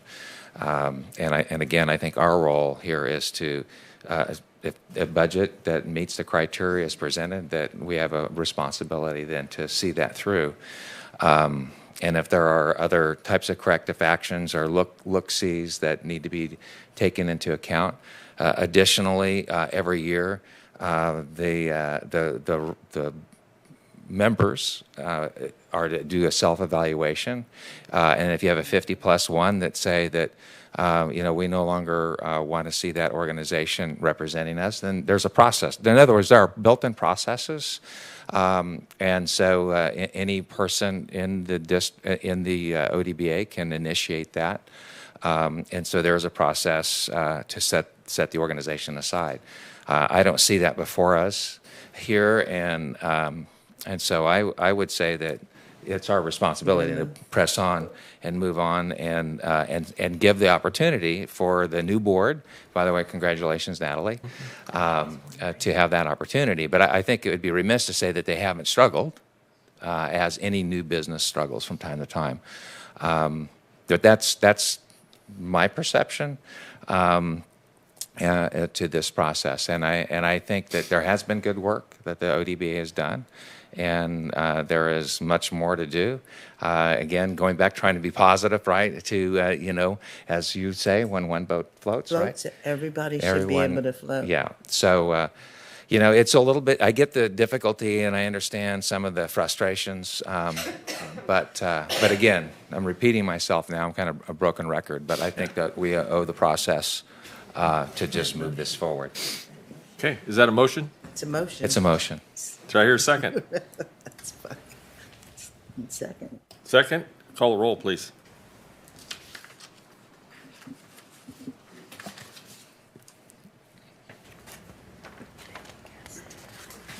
Motion, 3 yes, 1 no, 3 absent. Thank you all.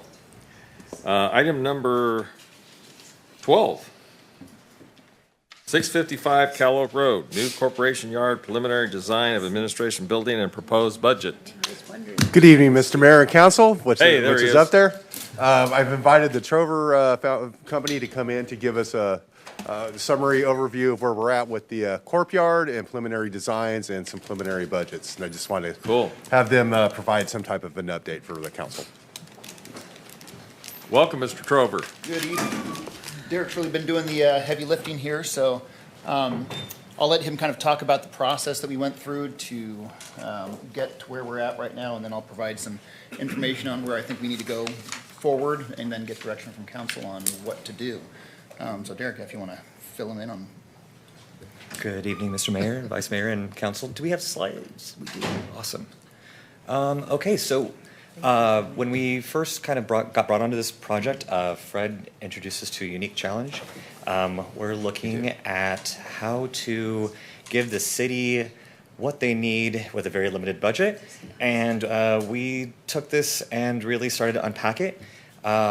We performed a lot of exercises on this, and that's taken a lot of meetings with Public Works, with Utilities Division, as well as Fred himself. And now we can kind of bring you something to the table and show you what we've been doing. So initially, we kind of identified what really needed to be done with this project, and that was in conjunction with Fred and as well as Public Works as a whole, as well as utilities. And we've kind of identified that for you. I kind of want to provide a. Oh, excellent. That is great. Thank you.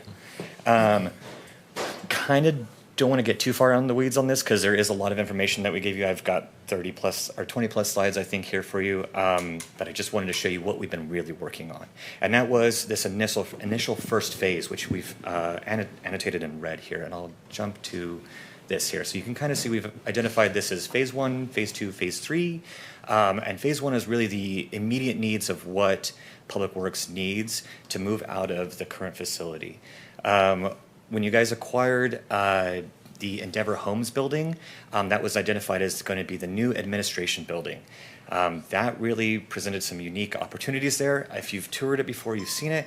It's kind of a traditional home, right? It's a home. And how can we bring in really a Public Works spend to this and make it something that we can make it functional for you guys?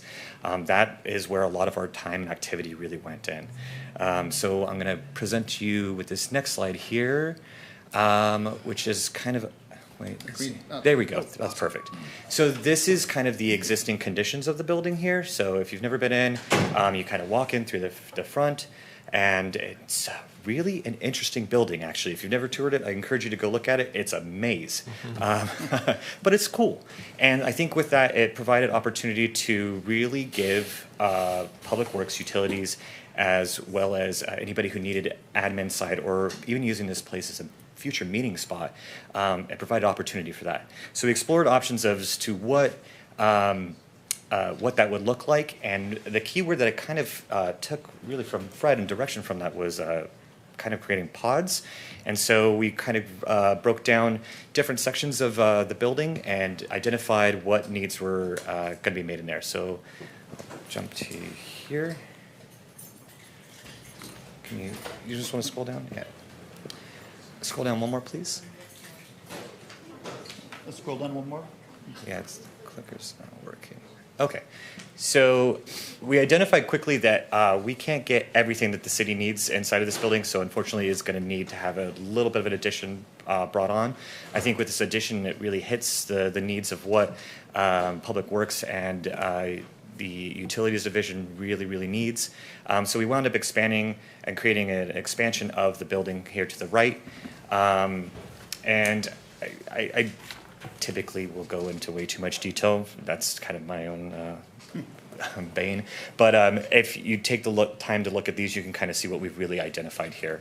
I really wanted to make sure in our meetings that we were really hitting what utilities need. They have a lot of unique things that they require to do their jobs correctly, as well as with Public Works.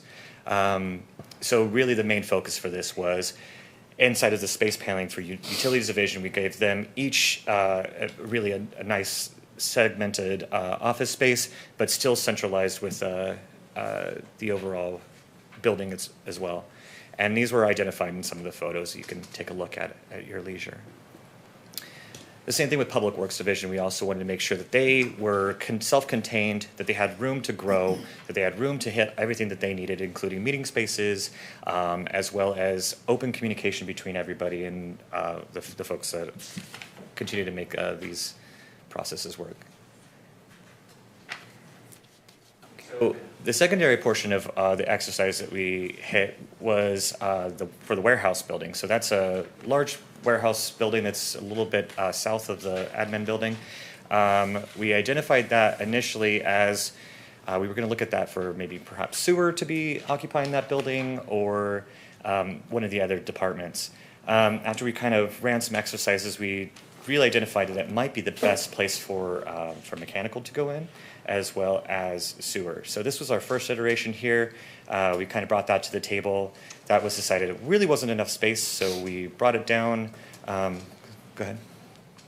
And this is where we kind of landed, and this is where we are currently with really defining the space. So the blue here is our sewer division, and the red is for mechanical, and that really provides them a lot of space to be able to have all of the current lifts and tire rotation machines and all of the stuff that they need to be able to do their job correctly.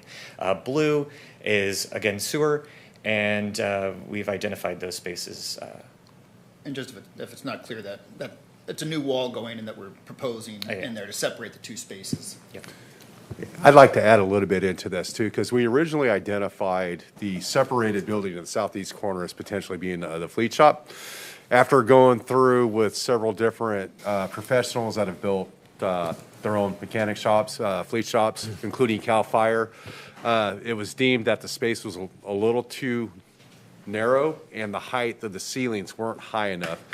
And the death nail in it, so to speak, is the floors were only poured at 4.5 inches of concrete, and our lifts require a 6-inch lift of concrete. So it kind of bookended us on what we could actually do in that space. Yeah. I was probably the most disappointed in that, because in my mind, that's where that shop was going. That was a very difficult struggle for me, not to get Fred's will out of the way and what makes the best sense for the city. So we tried, Fred. Truth be told, I'm trying to be very transparent with that. So that's when we started looking at the larger warehouse building. It's got the depth of the concrete floors. There's some potential issues there with getting the roll-up doors in that we need structural-wise, but I think there's workarounds with that. So that's how we arrived at the larger warehouse building being a split facility with the sewer department and the fleet shop. Yeah. And it would save us some money because we already have plumbing there. We have all the other pieces that we need. So I'll let Derek continue. Yeah, and Fred hit it right on the head there. That really was the unique challenge, right? Is figuring out how much we can give with a very limited budget, and so this really provided the solution for that. I think I've got one more slide here, maybe down on the bottom. Yeah, let's go one more. So this is the photos of the current mechanical shop, so we kind of placed them in here so you can get a little bit more visual representation of what that looks like. And I think really with that brings us to the really fun conversation of budget. Which Nick's kind of been handling that, so I'll turn it over to you to discuss budget. Yeah, so this was our basic plan so far, very schematic, of course. We put some numbers to this. Most of the numbers are pretty good within a few percent, and I wouldn't say a few percent, but the 10 to 20% with kind of what we're dealing with right now. That puts us up to, I think, just under $2 million with all of our costs. Correct. 1.9 million is about where we're budgeted right now. So if we need to adjust that budget to add more scope, we can of course add money, or we need to reduce scope to reduce cost. That's about the area that we're sitting at with the budget at the moment. Really depends on how far you want to go or how much you can live with or without. So that's really about it in a nutshell, I think, at the moment. But yeah, questions? What questions? Yeah. Well, I appreciate that, and I think it's a unique situation. If you take the office building and this big warehouse, we're certainly spending a lot less than it would have cost to build that. Oh, right. I mean, that's a Orders big of magnitude. Yeah, it's a huge magnitude. So the deal is great for the taxpayer here. I mean, basically, I look at it as 7 acres and 20,000 square foot of space for, what was our purchase price? 2.7. 2.7 million. And now we're probably looking at another 2 to 3 million to adjust it to whatever the needs are of the courtyard. Plus, we already have space, and there's already overhead parking, covered overhead parking, which we didn't have before. So a lot of pluses to the whole project that, I mean, I'm going to guess it would have cost us upwards of 20 million to build this thing. Probably, yeah. You know, so at the end of the day, the city's doing very well with this project, and I appreciate your work, and I appreciate Fred, and I'm sure his staff has inputted all your suggestions, and Yes. I felt the same thing with you about that 3-bay being in the shop, but I was in love with it, Mr. Mayor. I'll be honest with you. I gotta tell you, from a mechanics point of view, I think they're going to be happier being in a warehouse. Yes. A lot more room, bigger, spacious. Maybe your building can be a warehouse. Yes, and I think we're going to look at that space. There's a great opportunity for the tree department, the signs, and street equipment out there, which is kind of a nice little satellite building. I'd also like to add on to that administration building with the addition that Derek pointed out. It's actually going to give us a real place for training for public works staff. Right. And it's going to allow us to be under the same roof, but it's also going to give us that little bit of siloing where Public Works doesn't need to hear what the wastewater folks are doing and vice versa. And it kind of eliminates a little bit that, because that became a pretty unique thing in my mind, is how do we get everybody under the same roof, but yet give everybody their autonomy to run their crews. And I think this is a great space, and it actually adds new restrooms there too, and the ladies will have their own dedicated private, well, I call it private entrance into their restroom and locker room, which they don't currently have now either. And you know, that really sticks with me too, with the ladies that we have in Public Works. They don't have their own private little space now, so there's a lot of improvements. Is your meeting space going to have audiovisual and educational equipment? I think that's the plan, yes. Yeah. That's what we're looking at. And there's also potential for the training spaces down there would be more like a computer lab, so it could be computer-based. But the thought with the bigger open area, there could be tailgate meetings. There could be the CEU requirements for wastewater, where they could actually have a classroom. We could bring in people from other districts to come in while we're hosting classes and those type of things. So there's a whole lot of things that we can't do currently that we should be able to do with this, and have maybe a space for an engineer or somebody like that out there at some point too. Now, the big question. Yes. What do we call it? Oh, that's easy. What? That's the Pittman Memorial Building. There it is. No, you don't. Not that we're making it a memorial, because you're still we don't do that with live people. But You name some kind of people, you can get them killed that way. No, I'm kind of like, there's a number of ideas. I don't know if you've tossed this around, but it doesn't really speak well to say the courtyard. This is going to be a whole different thing, and maybe city annex, or all kinds of possibilities are there. Sure. I don't know if you've even thought about that, or if you folks have took on that topic. I'll think about that now, yeah. Yeah, I think it's A lot of something. places do just call them the courtyard, though. That's the city courtyard. But this is more than a courtyard. Yeah. This is a training. This is a management function. I mean, this really is unique. I mean, and I hate to just call it 655 Cal Oak. I mean, That's definitely boring. Yeah.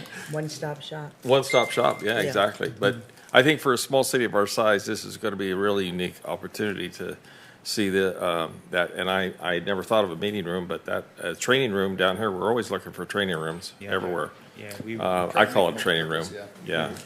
A conference room has been a real priority for us down at the courtyard. I don't know if I would call that a conference room. I would still like to have that, but we're trying to work within the confines, and hopefully we can realize some savings in different places where we could actually have that bona fide conference room, because it'd be nice to take the pressure off of City Hall sometimes on, conference room space can be at a premium here at times. So. I just suggest the idea thought pattern, because we're trying to brand our city, and this is be a great place to start the branding. Yeah. You know? And you don't need my name up there. Don't need it. No. Any questions? Oh, Vice Mayor Smith. Yeah, thank you, Mr. Mayor. Just to refresh my memory on the project when Mr. Mayo presented this. So we have 2.7 in the purchase, and I can't remember the number that we had approved for the because we know obviously it's going to take money.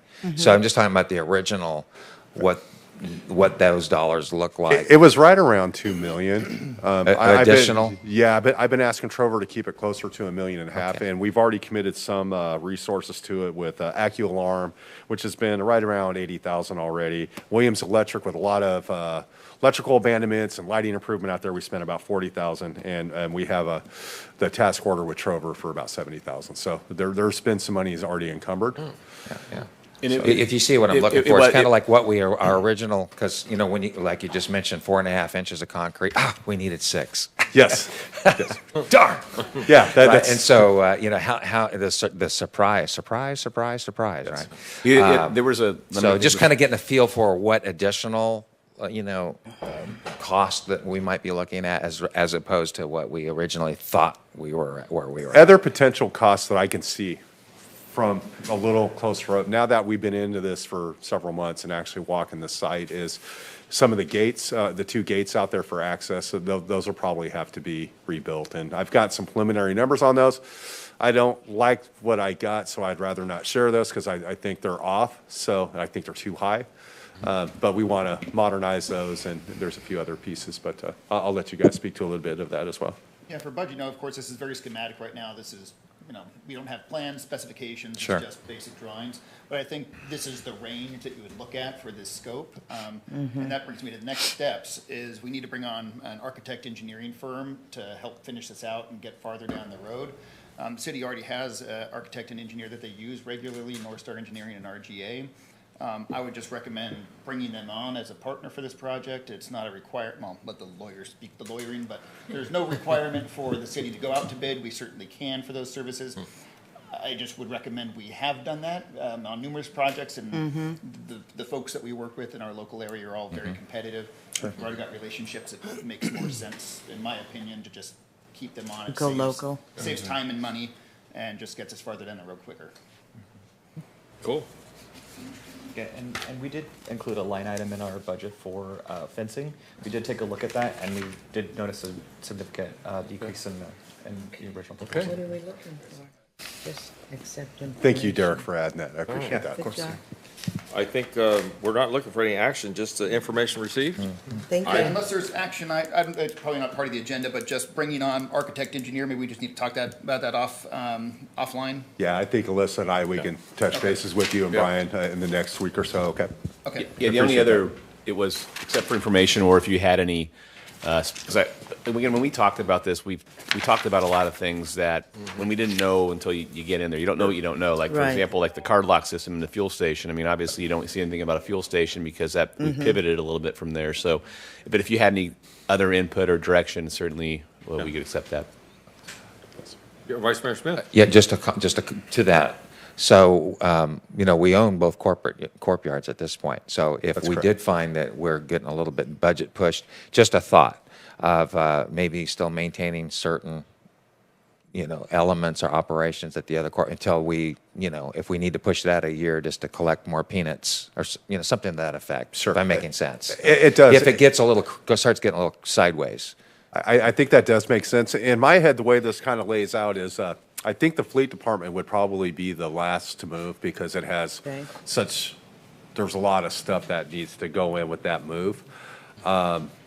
We need to relocate the car wash too at some point. We could probably potentially leave that at the old courtyard for now. I know there's a real want and wish to make that a parking lot and those type of things, which is great. But that's kind of where my head's at right now. So, yeah, I originally I was hoping 6 months to move in, but it's probably next summer realistically with improvements and those type of things, because we really want to try to get this as right as we can the first time, because it saves money, it saves energy, and there'll be nothing worse than us rushing in to move into something that's not equipped correctly or it's undersized, and just want to be really methodical with it. And I want this right. And I think if I'm right, you're going to leave the solar panels at the old courtyard on Mitchell.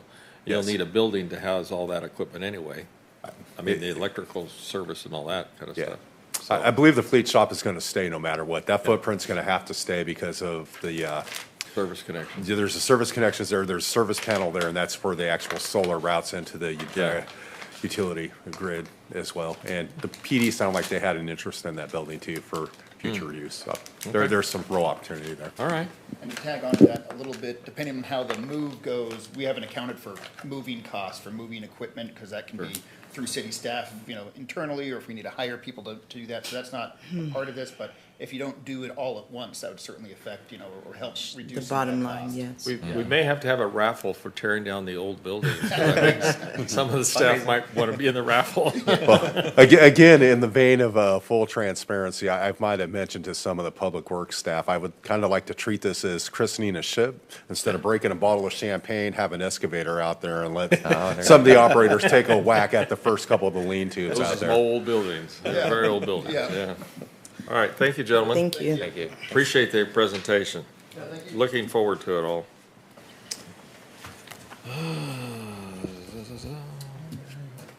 Item number 13, is that? 13, yes, sir. 13, agreement with City of Chico, use of the Rule 28 credits from Butte County. All right, I'll take this one. The Rule 28 program was a program that PG&E put in place back in, when was it? 2010? Well, actually, the initial program started in the 60s, but what it does is it provides a funding source called credits that the purpose of it is to do underground conversions of overhead electrical utility wires. The city has been in the process of, they established an underground utility district back in 2011, the Meyer Street Underground Utility District. And frankly, I can't say what's happened the last 13 years, but it's been sitting there. The utility district still exists. I think one of the big problems was that the utility credits that the city received was about $1.5 million, and the project is anticipated to be about $6.5 million. So there's a little bit of a deficit there to fund that project. And obviously, this is a very important project for the South Oroville community area. So that's some background on the Rule 28 program. The program is actually terminating, and PG&E is discontinuing this, and they've given those with credits until 2030 to utilize those credits. Now, those jurisdictions that have credits on hand, but they don't have an approved project, can do one of two things. They can forfeit those credits back to PG&E, and then they're going to reallocate those credits to jurisdictions such as the city of Oroville that need them, that have a deficit, or jurisdictions can give those to other jurisdictions within their county. So, for example, in this situation, Butte County has approximately $5.7 million in credits. They do not have an approved project. We raised our hand and said, hey, we do. We would like your credits. So did the city of Chico. They have a project right now that's shovel-ready. And so I think in the interest of trying to appease to all parties within the community, the county's like, well, let's split them up and each one get half and half. In working with the city of Chico, they had a pretty creative solution that their project is shovel ready right now. They can use all the credits right now. There is the potential that the city of Oroville could get some additional reallocated credits through the allocation process. So what we agreed to here is that hypothetically, if the city were to receive $5 million in credits that fully fund the project, then the city of Chico could keep all of the county's credits. If we don't receive any credits, we're going to be short $5 million. We would get half of them. We'd get roughly $2.8 million. Right. If we're only $1 million short, then the city of Chico would pay that $1 million. So ultimately, it's a way to keep the project going for the city of Chico, but also guarantee the city of Oroville at least half of those credits. Right. And then we'd have until 2030 to utilize those. But once we can resolve this, and they are planning on making the reallocation decisions by the end of this calendar year. So we should know more information by December on this. And then once we know that, the allocations, what we have with Butte County's credits, our current credits, if we have a deficit or not, then we can build this into a capital project plan and get this thing done. And it's needful. Yeah. I mean, it's essential. Yeah. To continue the thread of revitalization, thriving and surviving. I think it's Surviving one of and the thriving first community. one of the things that's been talked about for that community for years, and I've seen The some of can the. is kicked down the road, so yeah, absolutely. So I'm happy to answer any questions on this. So again, this is an agreement with the city of Chico, which obviously would then go to the county. The county would, if they approve all this, the county then would give the city of Chico the credits, but then the city of Chico would give us whatever Right. we needed, up to $2.8 million in credits. Right. I like it. Any more questions or any public cards on this item? We do not have any, Mr. Mayor. I'd entertain a motion. I move that we approve agreement and authorize Mayor Pittman to sign that. Oh, second? Call the roll, please.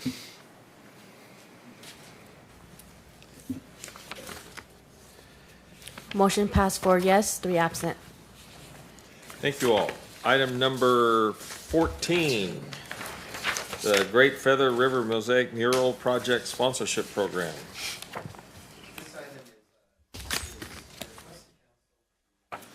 Pitch, Mike. Thanks, Scott.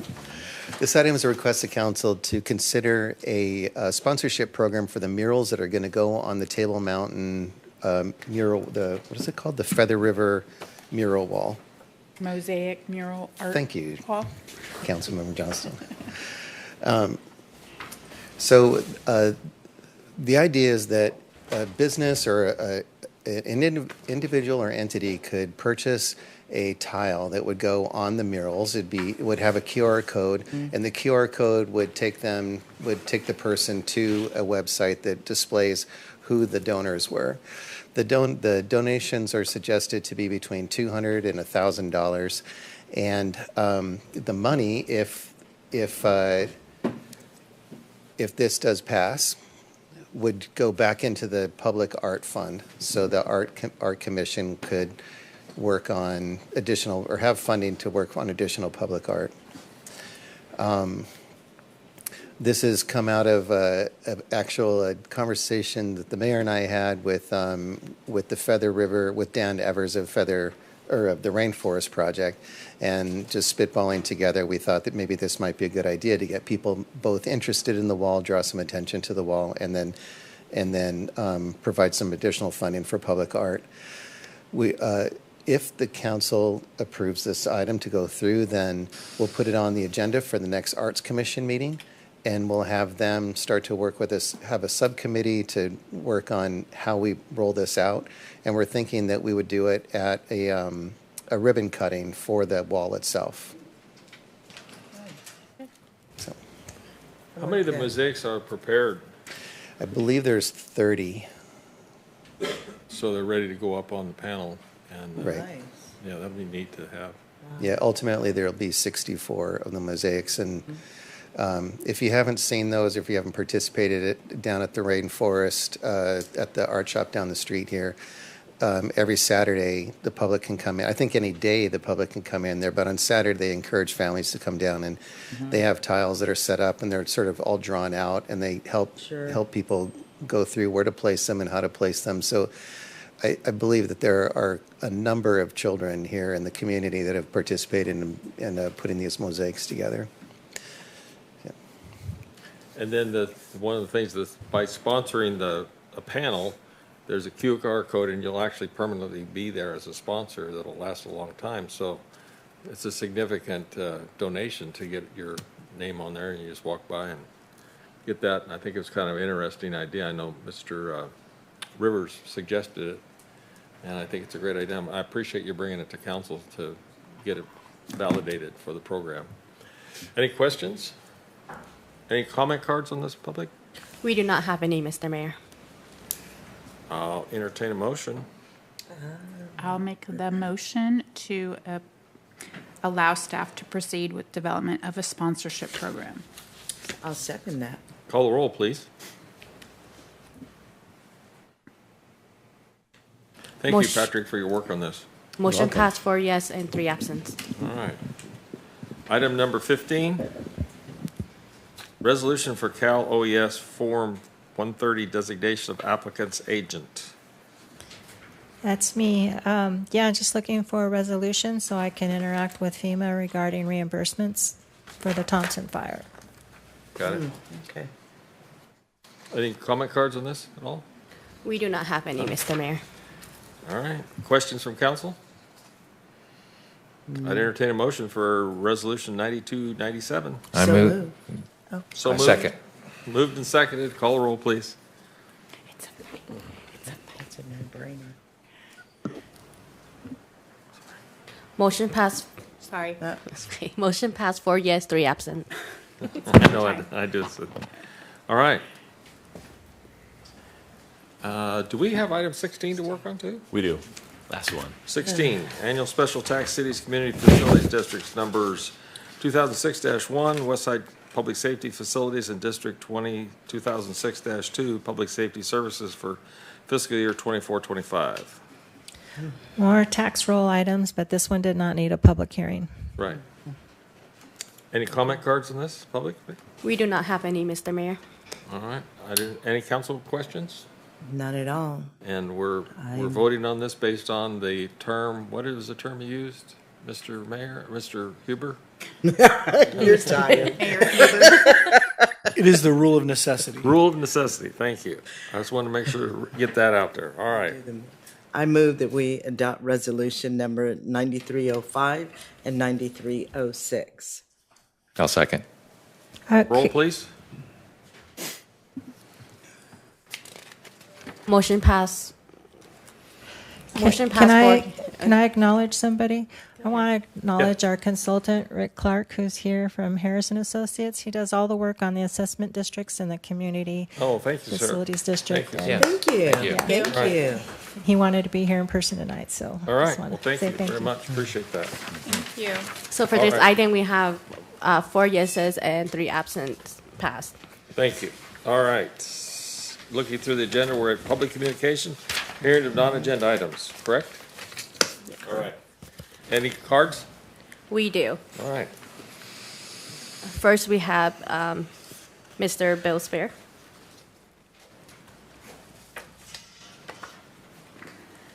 Welcome again, Bill. Mr. Mayor, Vice Mayor, City Council. Verse of the day was James 1:12. Blessed is the man perseveres under trial, because when he has stood the test, he will receive the crown of life which God has promised to those who love him. Father, we thank you for the perseverance through, Lord, all this stuff. And Lord, we know that on the other side that you bless us. We thank you for our city council tonight, and Lord, all the time and energy and time away from their families. Thank you for all our staff, for all the public servants. Thank you for the Orville Police Department and their night out at the Rotary Park that's going on. We thank you for, Lord, our wonderful city. We ask you to continue to bless us, continue to give us wisdom, that supernatural provision, Lord, and all the things that we spoke about tonight with the marketing, and Lord, that you would use it all for your glory. For Orville is a city on a hill, a light on a shelf, the county seat, Lord, and we thank you for the Church of Orville and all of the service groups and all of the rescue mission. I continue to be grateful for them. They're serving the least of these, and the Hope Center, so many wonderful organizations in our city, and we pray that you would continue to give us the increase, continue to strengthen. Let us not grow weary in doing good. We'll receive the harvest if we do not give up. In Jesus' name, amen. Thank you, sir. Do we have any other cards? We do. Our second speaker is Brian Williams. Welcome, Brian. Thank you, Mayor, Council, staff. I'm just going to give you an update about all the stuff that I've been dealing with. I want to start with saying that we do have an amazing set of police officers and MLEs that work very, very hard for this city. But recently, in my experience, the police leadership and the lack of proper direction and training of our police staff are culpable for the many ongoing problems we as citizens deal with in this community. I have personally had 2 experiences in the last 2 months with highly dangerous and unstable people that required appropriate response. Both times, police response left me more in danger than before the interaction that comes from the direction of leadership. Most recently, we've been dealing with a semi-truck driver who thinks he can park his refrigerated truck in a residential zone. We've called 15 times at least to the police. Never hardly get a response. If we do, I have to call back and they say that, oh, the officer deemed it was legal. I've cited many civil codes, California vehicle codes that state otherwise. It wasn't until July 18th, my most recent experience, when I called and waited 4 hours and still didn't have a response. So I chose to park my truck in front of his truck. The responding response was he called the police on me, and I got 3 cop cars with sirens blaring down the street to my house, not him, in less than 2 minutes, like somebody was shot. That is completely inappropriate, and I don't see how that is a good direction to follow.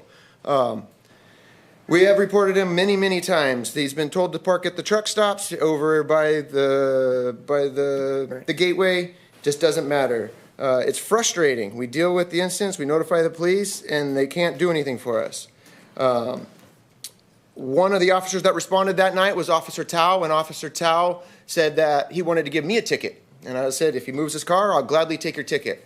And he wouldn't. And so he also told me I was talking about Oroville Municipal Code 10.15.260, which we have our own ordinances that say that the vehicles cannot park in residential neighborhoods. I've called CHP. CHP says that the City of Oroville Police has to take care of it. I've called California Air Resources Board. They can't do anything about it. I've called his boss. They can't do anything about it. It falls on the police, at the leadership, to manage these problems. So following that, I had Jess Darnell come to my house, unexpected, unannounced, with one of his officers, and they were like, oh, look, the truck's not here. I said, the truck's not supposed to be here. And I didn't call saying he was here. And basically he said to me that, yes, he's not going to be here anymore, but we're not going to go around town looking for these trucks and make them move. So he's basically telling me that if this guy can go find another place to park and nobody's going to complain on him, then he's going to get to be able to park there. And again, so that's a leadership issue. That is a complete leadership issue. We need very, very confident people with a great vision for this city. And we are not living in that experience. And it is very, very frustrating to be somebody who cares about their city and to be treated. Thank you, sir. Thank you. Do we have any other comment cards? We do not, Mr. Mayor. Agenda items? All right. Am I missing something in this agenda? That's the agenda. It says future agenda items. Okay. Oh, yeah, excuse me. I wrote over the top of it. Any future agenda items from council? I have 2. Okay. So, Vice Mayor Smith. Yeah, just conversation that we had, Mr. Mayor, it came to my attention, and you're well aware of this, that a city apparently receives an allocation, water allocation from the lake. Many, right? No? We get water, we have a water allocation? Nope. County does, I know. Nope. So that was an erroneous. That was researched many years ago. Uh-huh. We spent a lot of money, but the city never got one. Okay. I All right. mean, So I if misunderstood. there is. So number two, rogue vendors. So we talked a lot about events and parades and all the different things that happen. And continually in these various events, I noticed that there's a lot of rogue vendors. And also to a higher level, daily, there's a lot of folks in town selling things, operating in various street corners, whatnot. And so I'd like that to be looked into and addressed. I'm going to be hypothetical here. I'm sure there's exceptions, but my hunch would be they're probably not permitted. They probably don't have a city license. They're questionable as to insurance, a lot of those kinds of things. And so when we have various events, we find these people moving about, going through the selling a lot of stuff. And I think it's just not fair to the local businesses, to in particular the downtown businesses that sell gifts and those kinds of things. I think we need to find a way to address that, whether it's an ordinance or maybe there's already one on the books, but some way to begin to address that. I know code enforcement does deal with folks who've been setting up. So are you talking about, because it does happen periodically, and code enforcement is, I know, and I've received phone calls from some of you folks letting me know, hey, there's somebody setting up shop down on 162, and we send code enforcement out there to deal with them. Are these issues at events, or are those the issue, the one-offs I'm talking about? Yeah, so whether it's an ODB, a Downtown Business Association event that they sponsor, or an event that the Chamber sponsors, or Exchange Club, I've just noticed pretty regularly there are people that show up and just start selling stuff. And so it's become an issue where it's been brought to my attention. I mean, I've noticed it, but it's been brought up multiple occasions to me, and there may already be in existence a process to address that, and we're just not addressing it, and or if we need to take an action perhaps to shore that up. I'm not sure what that looks like, but I think we do have some in place, but I will get back to you on that one. Okay, great. Okay, any other items? I should mention that I got an invitation to go to the PG&E emergency camp in Chico, which is their work camp for the park fire. And they have 560 workers coming out of that camp. They have a regular full base camp.